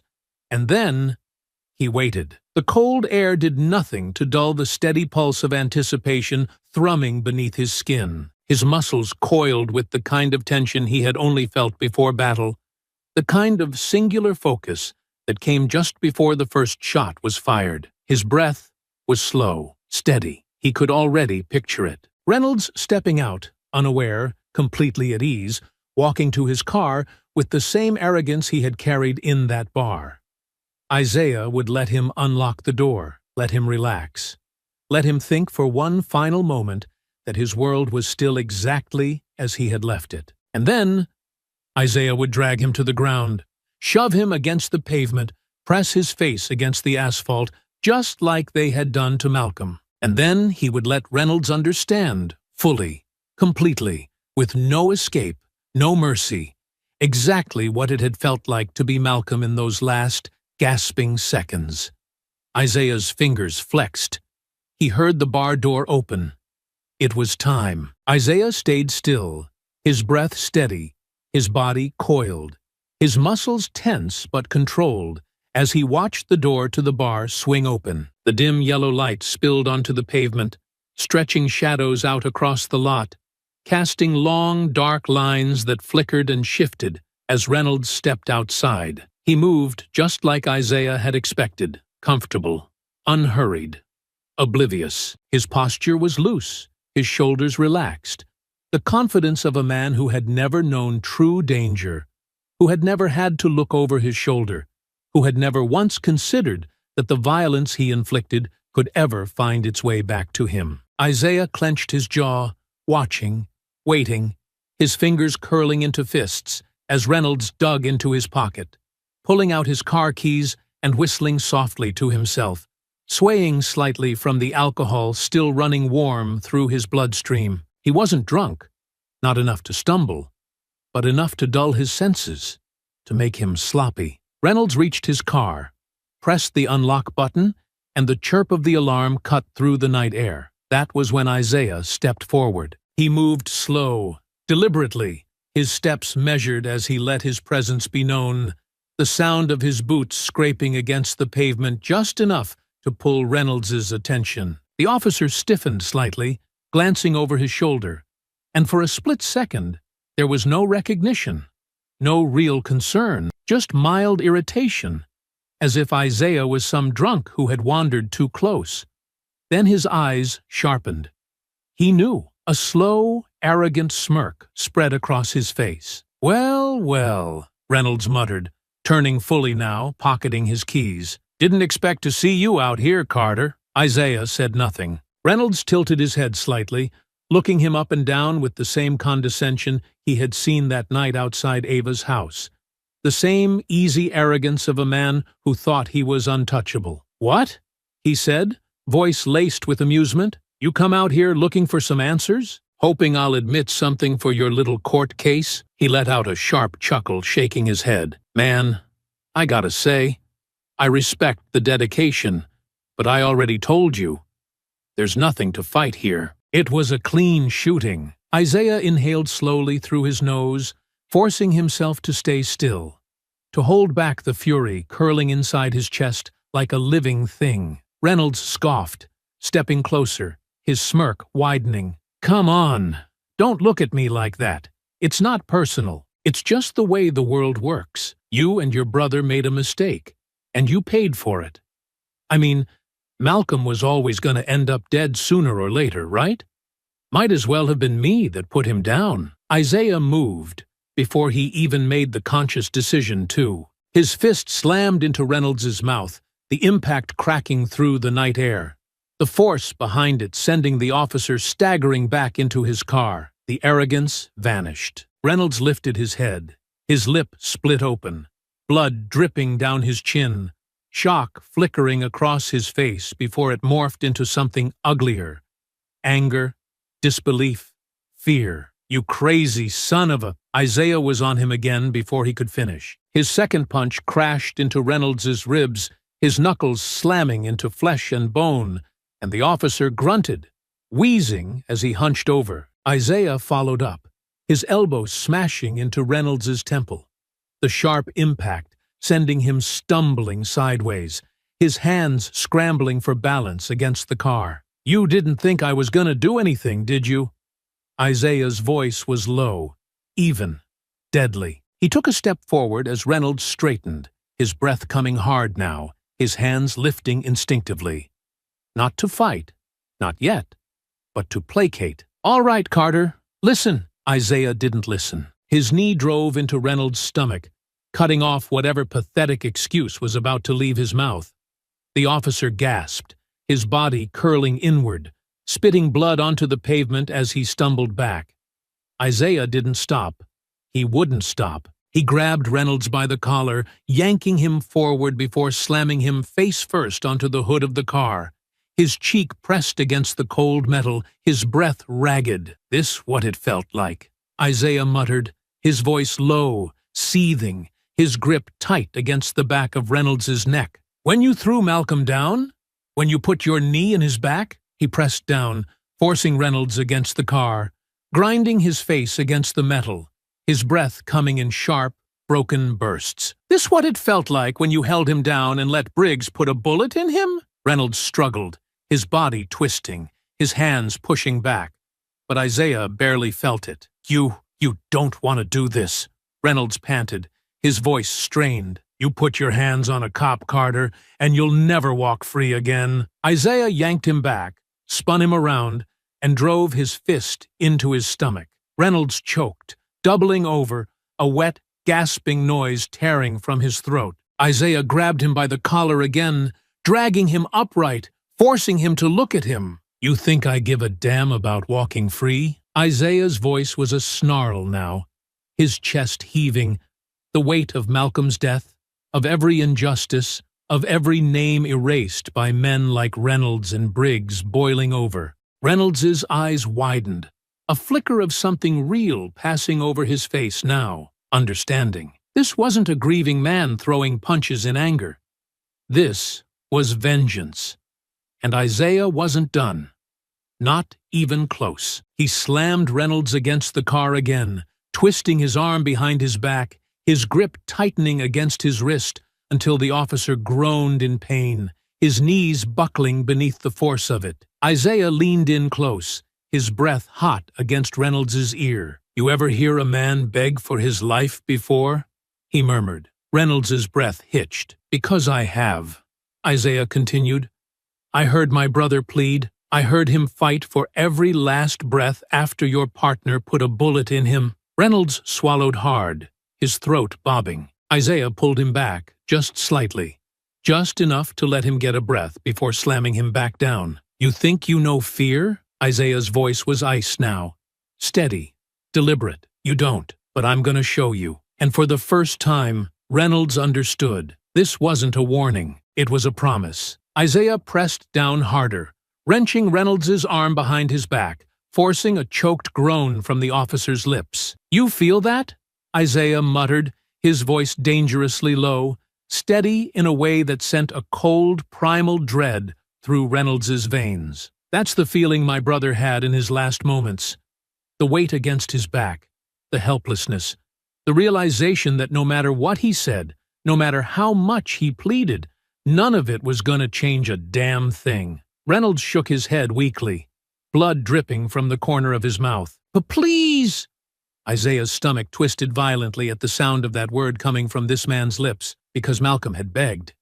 He had pleaded, and Reynolds had laughed. Isaiah leaned in closer, pressing his lips near Reynolds's ear. That's the first time I've ever heard you say, please, he murmured, his voice almost thoughtful. You think you deserve mercy? Reynolds let out a garbled whimper, his body twitching under Isaiah's weight. Isaiah closed his eyes for just a fraction of a second, feeling the weight of Malcolm's absence pressing down on him, feeling the raw, unchecked rage that had been simmering inside him for days solidify into something lethal, something final. No more warnings, no more second chances. Reynolds had spent years preying on people, terrorizing black men who had done nothing but exist in the wrong place at the wrong time. He had stolen lives, stolen dignity, stolen futures, and now Isaiah was about to take something from him, permanently. Isaiah's grip shifted,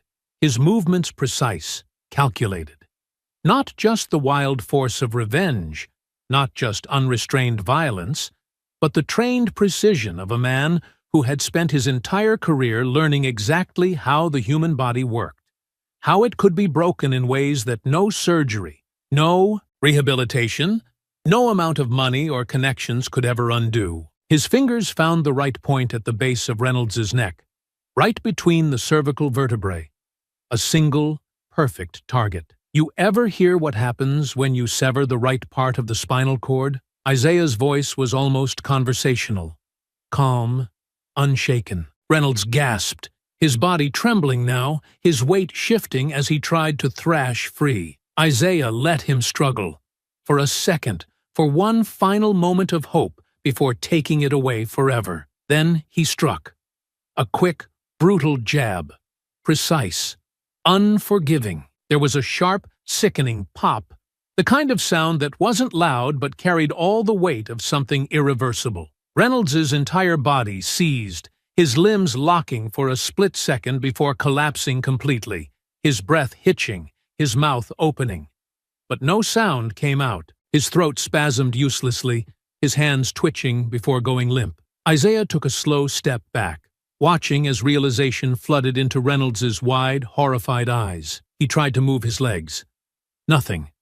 He tried to speak. Nothing. The panic came all at once, his breath hitching, his fingers scrabbling uselessly at the pavement as his body failed him, as his lungs stuttered through the first gasps of a man who truly understood, for the first time in his life, what it meant to be powerless. Isaiah crouched beside him, resting his elbows on his knees, his head tilting slightly. That feeling right there. His voice was quiet, almost eerily soft. That's the same feeling every single man you and Briggs put down felt in their last moments. That's the same fear Malcolm had. That's the same helplessness you let him die with. Reynolds's eyes burned with pure terror, his mouth still trying to form words, but nothing came. His spinal cord was severed too high. His vocal cords were gone. He would never speak again, never move again, never hurt anyone again. Isaiah exhaled, standing slowly. He let himself take in the moment, let himself watch Reynolds struggle, let himself feel the weight of what he had done settle into his bones before he turned away. His exit was clean, quiet, controlled. He moved through the alley, his footsteps blending into the night, his body slipping into the shadows like a man who had never been there at all. No cameras had caught him. No witnesses had seen. By the time Reynolds was found, by the time someone realized what had happened, Isaiah would be long gone. And by the time the officers at the precinct gathered around their fallen brother, whispering in hushed, horrified voices about the mysterious, permanent, irreversible injury that had left him a silent, broken shell of a man, Isaiah would already be planning the next move.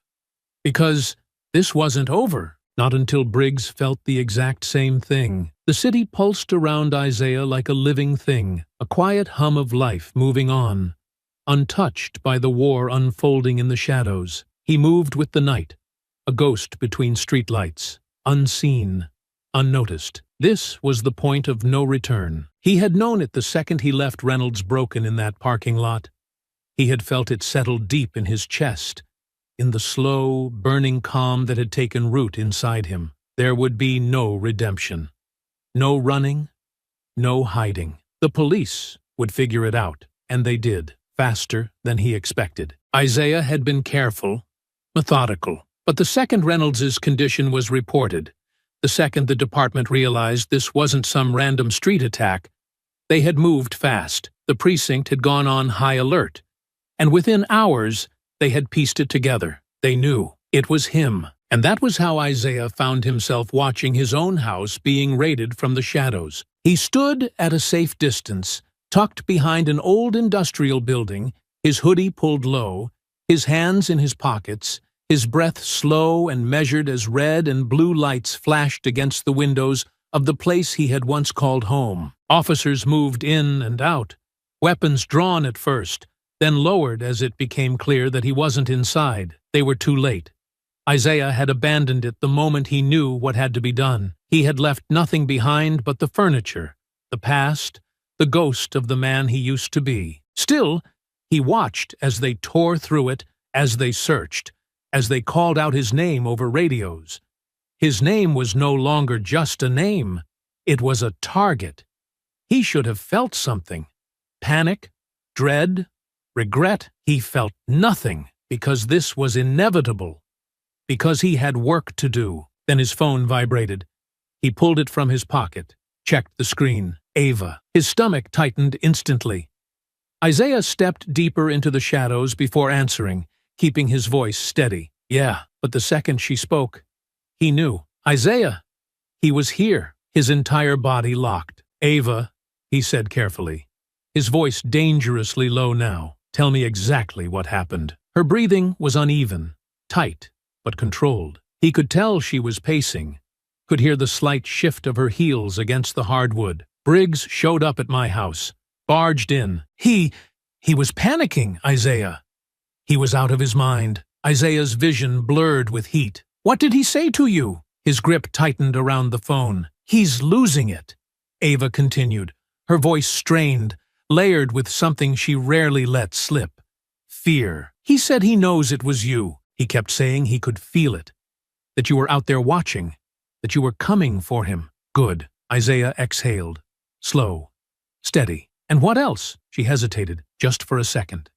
Then he put a gun to my head, Isaiah. The world stopped. Everything inside Isaiah went still. He said, if I don't tell him where you are, Ava continued, her voice quieter now, controlled but shaking just enough for him to hear it. He's going to kill me first, then come for you. Silence stretched between them, thick, heavy, ready to snap. Then Isaiah closed his eyes, and his voice came out calm, deadly. Where is he now? Ava swallowed. He left. I don't know where he is. Isaiah barely blinked. He knew Ava. Knew her well enough to hear the war waging inside her. You don't have to do this, she finally said, her voice steady but pleading. I already told you the police are on you. Your house is gone, Isaiah. It's a crime scene now. They're going to find any loose thread they can to pin you down. If you stop now, Ava, his voice cut through the air, sharp, unyielding. She went silent. Isaiah exhaled through his nose. You know I can't stop, and you know why. There was a long pause. Then she whispered, almost too softly. Yeah, I know. That was the thing.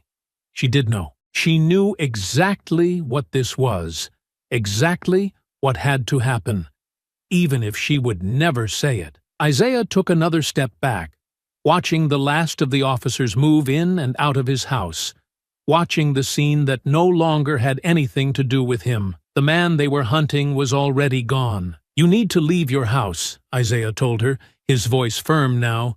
An order, not a request. Now, pack a bag, go to a hotel. Pay in cash. Don't tell anyone where you are. Just stay out of this, Ava. You think running is going to— I'm not running, Isaiah interrupted, voice sharp, cutting. Briggs is— Silence. Then, be careful, she said. It was the closest thing to an admission he was ever going to get. And then, the line went dead. Isaiah slowly lowered the phone, his jaw clenching as he turned away from the raid, his feet carrying him toward his next destination. Briggs had made his move. He had made it personal. He had gone after Ava, which meant this ended now. Isaiah wasn't going to let him run. He wasn't going to let fear turn into desperation. No, Briggs was going to feel everything, and when it was over, Isaiah would make sure he never lifted a gun against anyone ever again. Isaiah moved through the night with singular focus, his breath steady, his hands tight around the wheel as he sped through the streets. Briggs wasn't just running. He was cornered, desperate, unraveling by the second. He had already stormed into Ava's house once, had already put a gun to her head, and Isaiah knew that if he didn't stop him now, he'd go back. Maybe not tonight, maybe not tomorrow, but soon, because men like Briggs didn't let go of control. They lashed out, tore things apart, dragged everyone down with them. If he felt like the walls were closing in, if he thought for a second that he had lost the last sliver of power he had left, he would try to take something with him. Isaiah wasn't going to let that happen. He had planned for this. Days ago, while studying Briggs, he had placed a tracker on his car. A small, untraceable device tucked into the wheel well, hidden under layers of grime, never noticeable unless you were looking for it. Isaiah had learned a long time ago that winning a fight wasn't about brute strength. It wasn't about rage. It was about preparation. And Isaiah had prepared for this exact moment. The screen in the passenger seat flickered, showing a blinking red dot weaving through the city. Briggs was moving erratically, cutting through back streets, doubling back, trying to shake an enemy he couldn't even see. Not fast enough. Isaiah tightened his grip, adjusting course, feeling the weight of inevitability settling over him. He wasn't just chasing Briggs, he was hunting him. The engine roared as he pushed the car faster, the distance closing, the streets thinning out as Briggs unknowingly led him into a stretch of road with no traffic, no streetlights, nothing but darkness and asphalt. Perfect. Isaiah's pulse was slow, measured, as he reached under the dashboard and cut off his headlights. His car melted into the night, the sound of his tires lost in the hum of the city behind him. Briggs wouldn't even see him coming. The red dot blinked. Isaiah could see the shape of Briggs's car now, just ahead, swerving slightly. A sign of a man trying to watch every angle at once, looking for threats in places where they weren't. Except this time, the threat wasn't behind him. It was coming from the side. Isaiah exhaled slowly, steadying himself. Then he jerked the wheel hard to the right. The impact was instant. The front of Isaiah's car slammed into Briggs's driver's side. Metal crunching, glass shattering, tires screaming as the officer's vehicle spun violently across the pavement. The momentum sent Briggs into a sharp skid, his car slamming into the guardrail, the force rattling through the frame. Isaiah barely felt the recoil. He had braced for it. Briggs hadn't. Isaiah was already moving before the cars had fully settled. His door flung open, boots hitting pavement as he closed the distance in seconds. Briggs was dazed, struggling against the seatbelt, his breath coming in short, stunned bursts as he tried to push himself upright. His gun was on the passenger seat, out of reach. Isaiah didn't give him time to recover. He ripped the driver's side door open, grabbed Briggs by the collar, and yanked him out of the wreckage. The officer hit the pavement hard, coughing, struggling, his hands grasping at nothing as he tried to orient himself. And then Isaiah saw it, the fear. Briggs's eyes were wide, wild, a man completely out of his depth, a man who had never felt powerless until now. Isaiah stepped forward, the weight of the night pressing in around them, his shadow stretching over Briggs's shaking form. The officer blinked up at him, dazed, his mouth opening like he wanted to speak, to reason, to say anything that might save him. Isaiah didn't let him. His fist slammed into Briggs's face, the impact snapping his head to the side. A sharp grunt tearing from his throat as his body recoiled against the asphalt. Briggs groaned, rolling onto his hands and knees, spitting blood onto the pavement. "Wait!"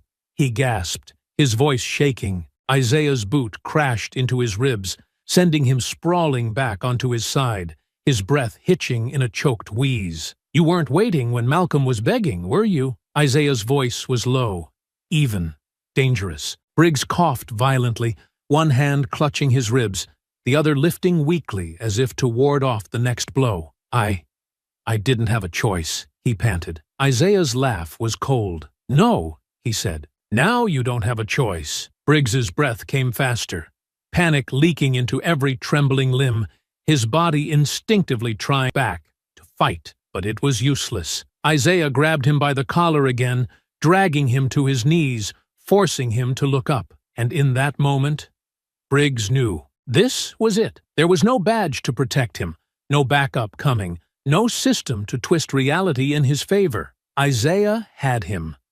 And before this was over, Briggs would feel everything Malcolm had felt. The fight had just begun. Briggs coughed violently, his body trembling as he tried to push himself off the pavement, his breath wheezing from the impact of the last blow. Blood dripped from his split lip, pooling beneath him, staining the ground like a slow-moving reminder of everything he had done. of every life he had ruined under the protection of his badge. His hands clawed at the asphalt, his arms shaking with the effort of lifting his own weight. But Isaiah wasn't finished. Not yet. The second Briggs shifted. Isaiah's boot slammed into his ribs again, sending him rolling onto his back with a pained gasp. He was coughing blood now, the sound wet and broken.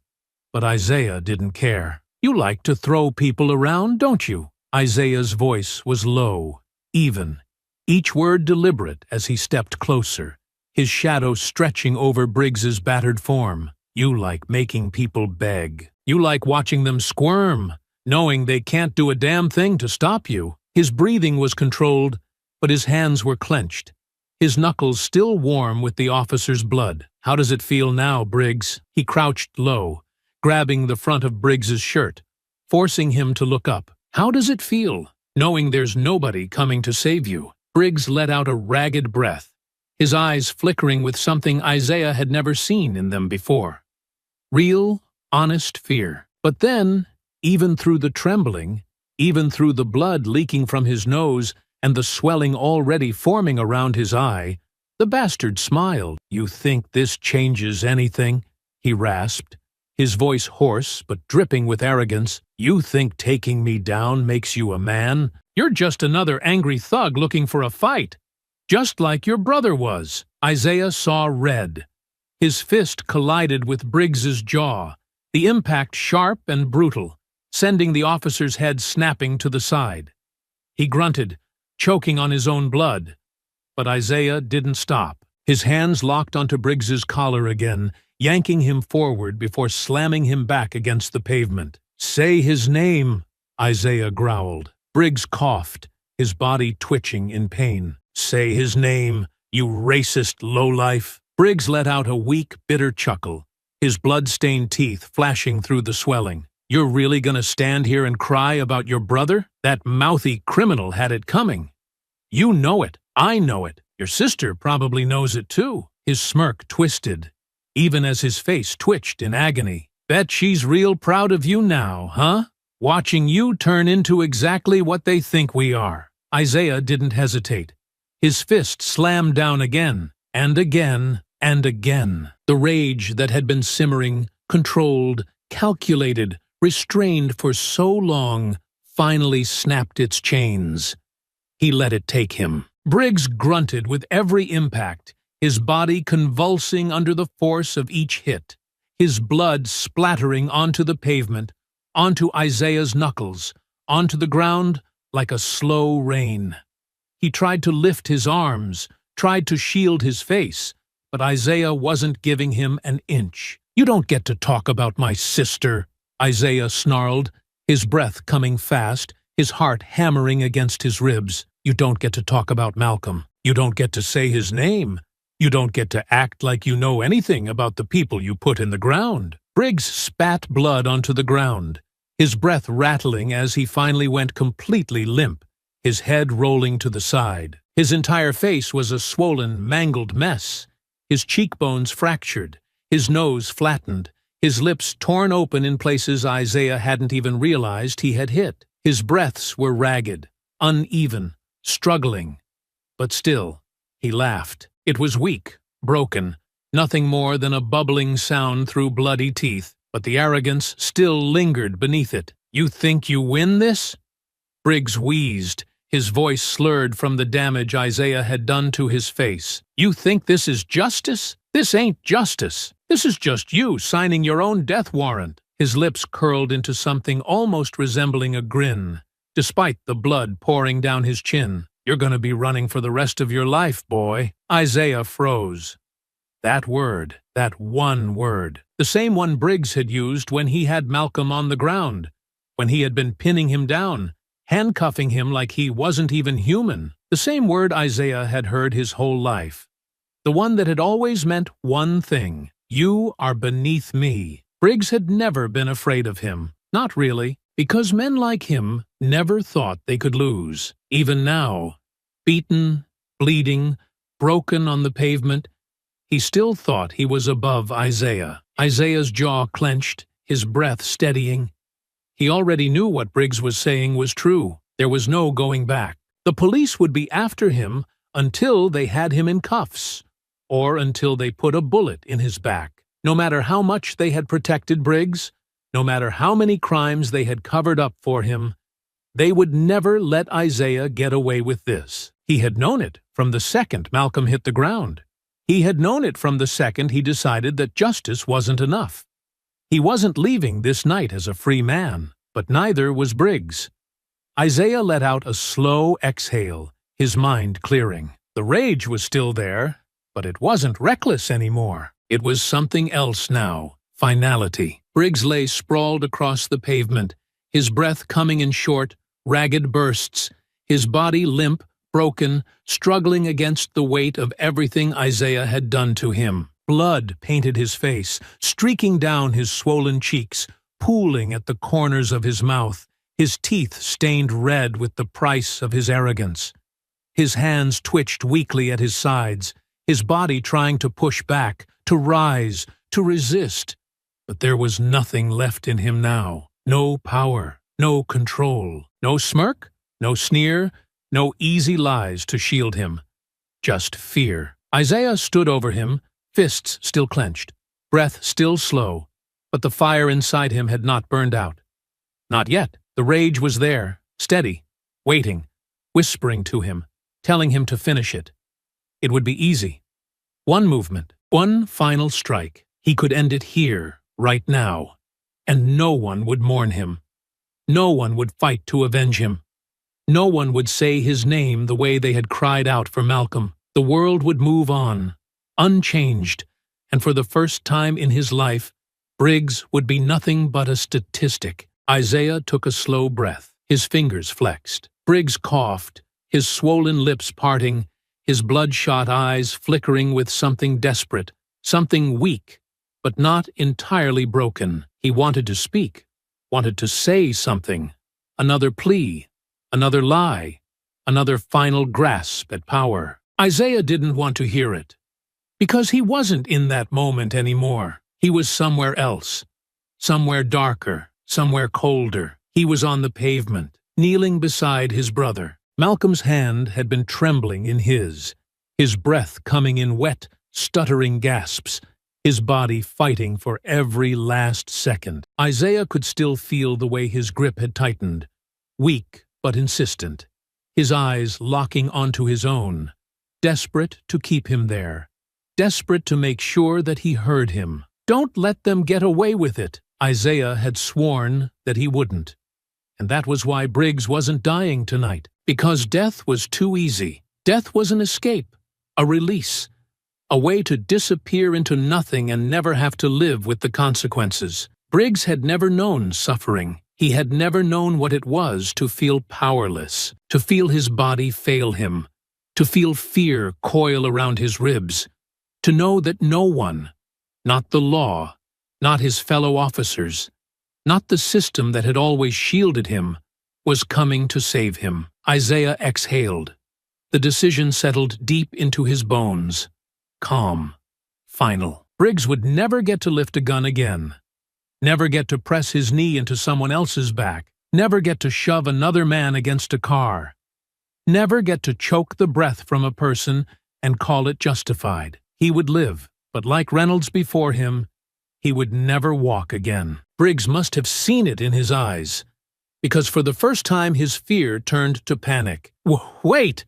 he croaked, his voice hoarse, thick with blood. "Please, don't!" Isaiah knelt, his grip tightening in Briggs's shirt, forcing his battered face to meet his gaze. "You were right about one thing," Isaiah murmured, his voice low, almost soft. But there was no kindness in it, only certainty. Only justice. "I will be hunted for the rest of my life." His breath was steady, even. "But so will you." Briggs's entire body tensed. Isaiah didn't hesitate. His hands moved with precision, the kind of brutal, practiced expertise only a soldier could have, the kind of skill that didn't just break a body, but left it trapped inside itself, conscious, aware, breathing, but useless. Briggs let out a sharp gasp as Isaiah's fingers pressed deep into the base of his spine, the exact spot where the nerves were most vulnerable. His body seized violently, his back arching for half a second, his muscles locking in place before everything went completely still. Isaiah let go. Briggs collapsed. His chest still rose and fell, his breath still came, but his legs did not move. His arms twitched once, a weak, feeble movement, before they too fell limp against the ground. Briggs's mouth opened. Nothing came out. Isaiah watched as realization flooded into the officer's face. The shock, the horror, the understanding. He tried desperately to lift his arms, to turn, to move his fingers, to do anything but lay there on the cold pavement, staring up at the sky like a man who had finally learned what it felt like to be helpless. But nothing happened. Isaiah's expression didn't change. You ever hear a man beg for his life before? His voice was quiet now, measured. Because I have. Briggs let out a weak, broken sound, something between a sob and a gasp, something pathetic, something meaningless. Isaiah stood. Briggs didn't. Isaiah turned, his body slipping into the darkness, his movements unhurried, steady, knowing that Briggs would never stand again. Behind him, Briggs tried one last time to move. His fingers twitched, his chest shuddered, his lips parted, maybe to call for help, maybe to beg, maybe just to scream. Nothing. Isaiah didn't look back. Isaiah kept walking, his breath steady, his hands loose at his sides, his fate already sealed. The police would come for him, the system would hunt him, the weight of what he had done would never leave him. But Malcolm's voice echoed in his head, steady, certain, a reminder of why he had done this in the first place. Don't let them get away with it. And he hadn't. Briggs would never hurt anyone again. The city was alive with flashing lights, the distant wail of sirens splitting through the night, the police scrambling, hunting, trying to contain the chaos that Isaiah had unleashed. He stayed to the shadows, moving with precision, slipping through alleys, avoiding cameras, keeping his head low. The hunt was already underway. Briggs and Reynolds were both out of commission, paralyzed, useless, and every officer in the city would be out for blood. The force would not take this as a loss. They would take it as war. Isaiah had taken down 2 of their own, had left them broken and helpless, had made them feel something they had never felt before, powerless. And now, the weight of that humiliation would turn every badge into a target aimed at his back. He had expected it. What he hadn't expected was Ava being caught up in it. Briggs had made that decision for him when he had forced his way into her house, put a gun to her head, tried to use her as leverage. That was the one thing Isaiah had never wanted. Malcolm was already gone, buried under the weight of a system that had stolen his last breath and called it justice. Ava was the only thing left. And now, she was in the crossfire because of him. Isaiah clenched his jaw as he slipped into the back entrance of a quiet apartment building, moving swiftly through the stairwell, climbing 2 steps at a time, his breath steady despite the burn in his legs. The walls here were thin, the air stale with cigarette smoke and something old and forgotten, the dim glow of hallway lights barely cutting through the darkness. But it was safe, for now. He reached the door at the end of the hall, knocked once, a pause. Then the lock slid open. The door cracked just enough for him to see Ava's tired, knowing eyes staring back at him. She didn't speak. She just stepped aside, letting him in. Isaiah moved past her, feeling the weight of everything pressing down on him as he stood in the small, quiet space. It was a temporary place, not her home.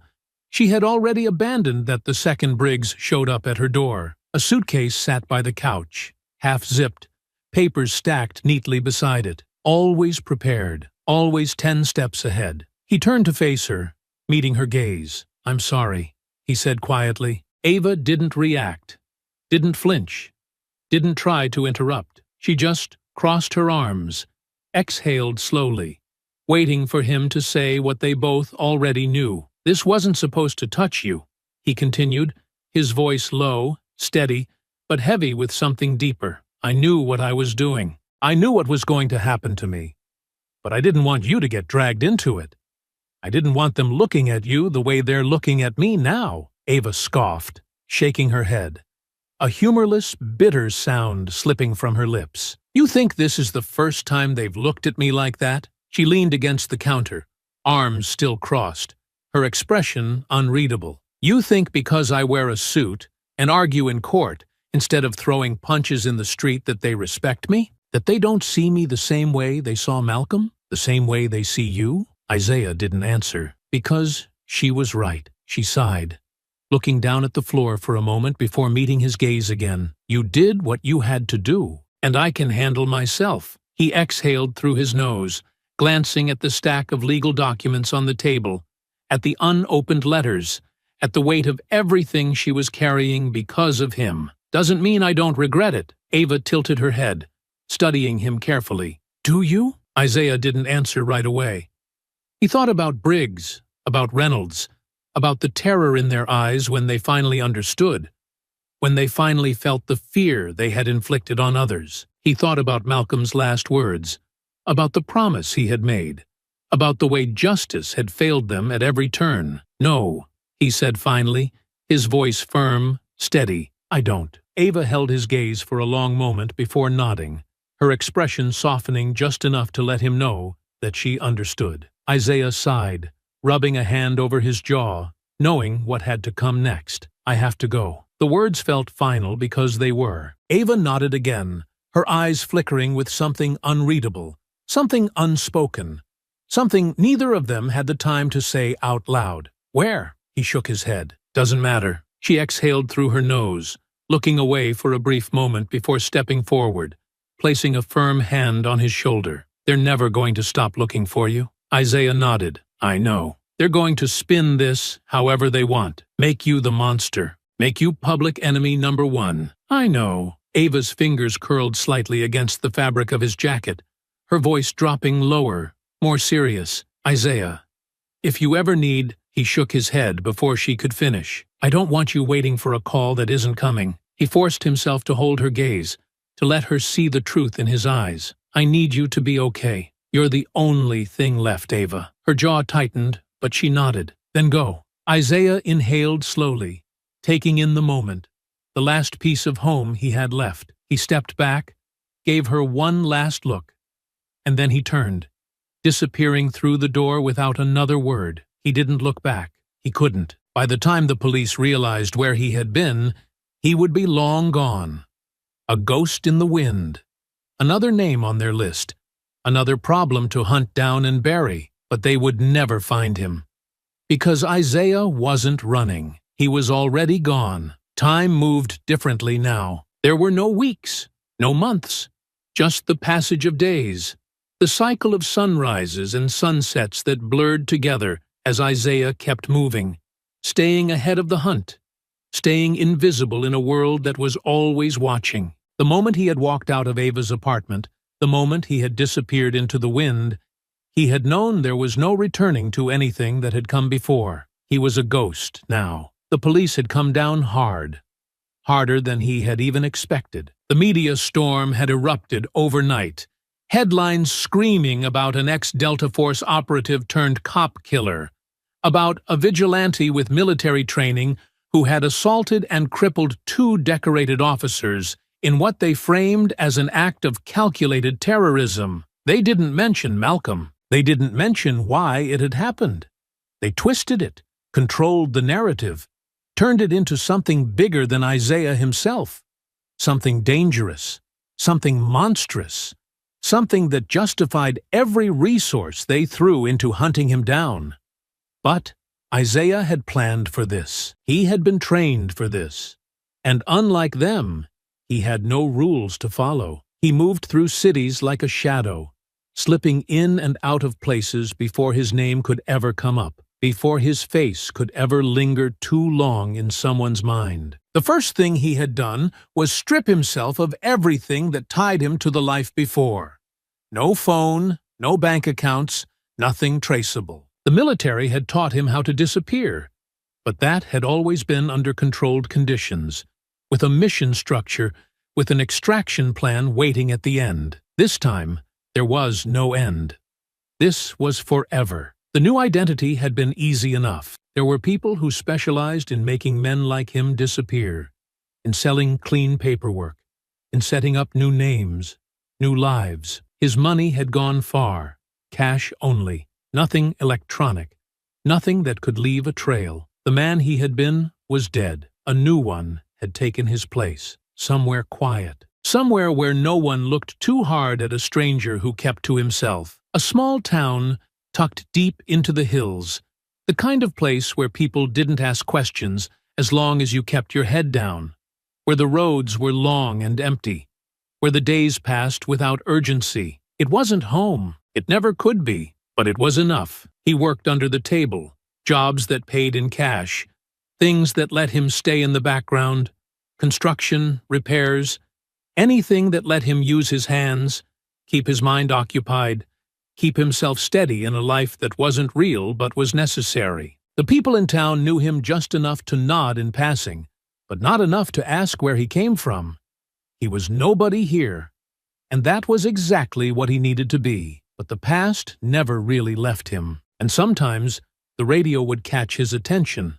The flicker of a news segment reminding the world that the manhunt was still alive, that the police were still looking, that there were still whispers of him being seen in places he had never been, false leads, ghost sightings. But they were still searching, and they always would be. Then, one night, sitting in a quiet bar on the outskirts of town, he heard her name, Ava Carter. His chest tightened, but he didn't react, didn't move, didn't even look up from his drink as the news anchor's voice filtered through the static-laced audio, detailing the official findings of the department's internal investigation. Briggs and Reynolds had been painted as fallen officers, victims of a violent ambush. But the department had been forced to acknowledge the deeper rot beneath it all. Briggs's misconduct had been exposed. Reynolds's record had been picked apart. The people they had brutalized, the cases that had been swept under the rug. It had all come to light. Too late for justice, too late to mean anything for Malcolm, but enough to send a shock through the department. Enough to make them retreat just a little. Enough to make them let Ava go. Her legal battles had been long, but she had survived. No charges, no threats of disbarment. She had been questioned, harassed, followed, but in the end, they had nothing on her, because she hadn't done anything. She had just been his sister, and that wasn't a crime. The news report moved on, shifting to another headline, and Isaiah finally let himself breathe. She was safe.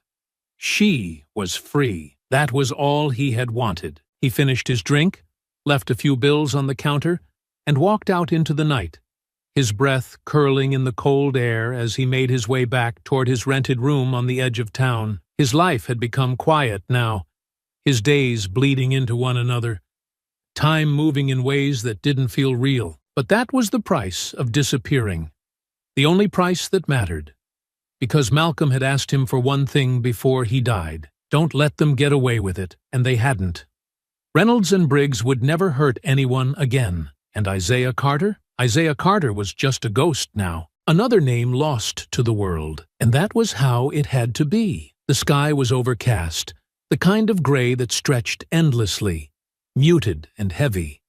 The clouds thick with the weight of something that never quite became rain. The cemetery was quiet, tucked away on the outskirts of the city, far enough from the noise, from the world that had kept moving, from the people who had forgotten what was buried here. But Isaiah hadn't forgotten. He stood at the edge of the path, his hands in his pockets, his breath slow and measured, his heartbeat steady despite the way his chest felt tight, despite the way his feet felt heavier the closer he got. 1 year. It had been 1 year since he had last seen Malcolm's face, 1 year since he had felt his brother's hand gripping his own, 1 year since that last breath, those last words, that final promise that had set everything in motion. Don't let them get away with it. He hadn't, but it had cost him everything. He took the last few steps, the wind cold against his skin, his jaw tight as his eyes fell on the headstone. Malcolm Carter, beloved son, devoted brother, taken too soon. Isaiah swallowed hard,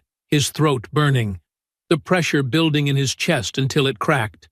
until his knees hit the ground, until his hands pressed against the earth, like he was trying to pull Malcolm back from the other side. The grief hit him in waves, slow at first, then sharp, then crushing, the kind of pain that didn't fade, that only learned how to settle deeper. His shoulders shook, his breath hitched, and for the first time in a long time, he let himself break. "I'm sorry," he whispered, his voice hoarse, raw, the weight of the past year pressing down on him all at once. "I tried, Malcolm. I did everything I could.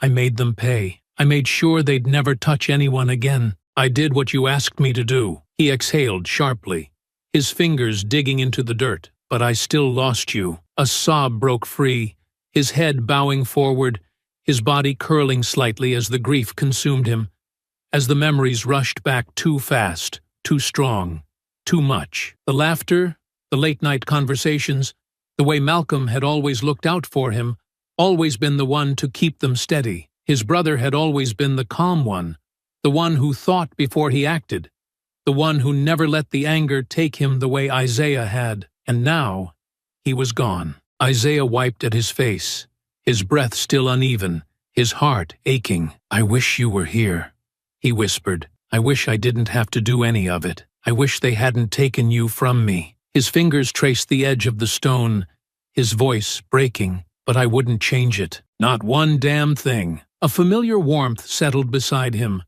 a quiet presence, a steady hand resting gently on his back. He didn't flinch. He didn't have to look to know who it was. Ava knelt beside him, silent at first, her touch firm but comforting, her fingers pressing gently against his shoulder. She didn't say anything, didn't rush him, didn't try to pull him back from the grief. She just let him feel it. He closed his eyes, exhaling slowly, steadying himself. "You found me," he murmured. Ava let out a quiet, breathy chuckle, but there was no humor in it, only understanding. "You think I wouldn't?"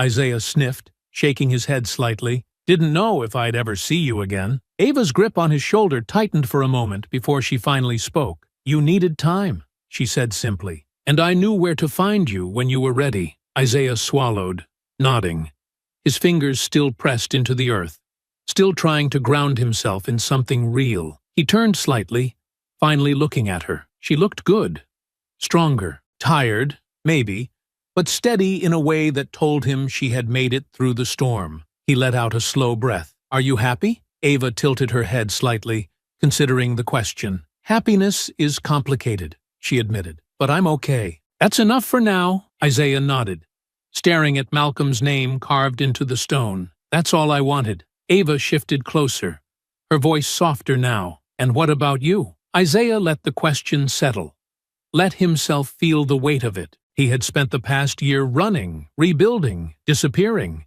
He had no home, no future, no real past anymore. Just a life that kept moving. Just another name, another face that didn't exist in any system. But he was alive, and so was she. He turned back to her, his expression calmer now. "I'll be okay." She studied him for a long moment, searching his face, then nodded. "I know." He exhaled, the tension easing just slightly, and then, for the first time in a year, he pulled her into an embrace. Ava let out a quiet breath against his shoulder, her arms tightening around him, her grip solid, real, grounding. The weight of everything they had lost and everything they had survived lingered between them, but they were still here, together. When they finally pulled back, Isaiah let out a small, almost reluctant chuckle. "I know I can't stay." Ava nodded, her gaze unwavering. "But you can always find me." A small smile flickered at the corner of his lips. "And you can always find me." Ava smirked, shaking her head slightly. "That part's a little harder. You are pretty damn good at disappearing." Isaiah exhaled, glancing at the grave once more before finally pushing himself to his feet. Ava followed, brushing dirt from her hands, her expression unreadable but warm. There were no goodbyes. Not this time. He reached out, gave her hand one last squeeze, and then turned, walking away, slipping into the distance once more. Ava watched him go, her arms crossing over her chest, her eyes steady, knowing he would never be too far. He had disappeared once, but now he knew where to find his way back. I hope you enjoyed that story. Please share it with your friends and subscribe so that you do not miss out on the next one. In the meantime, I have handpicked 2 stories for you that I think you will enjoy. Have a great day.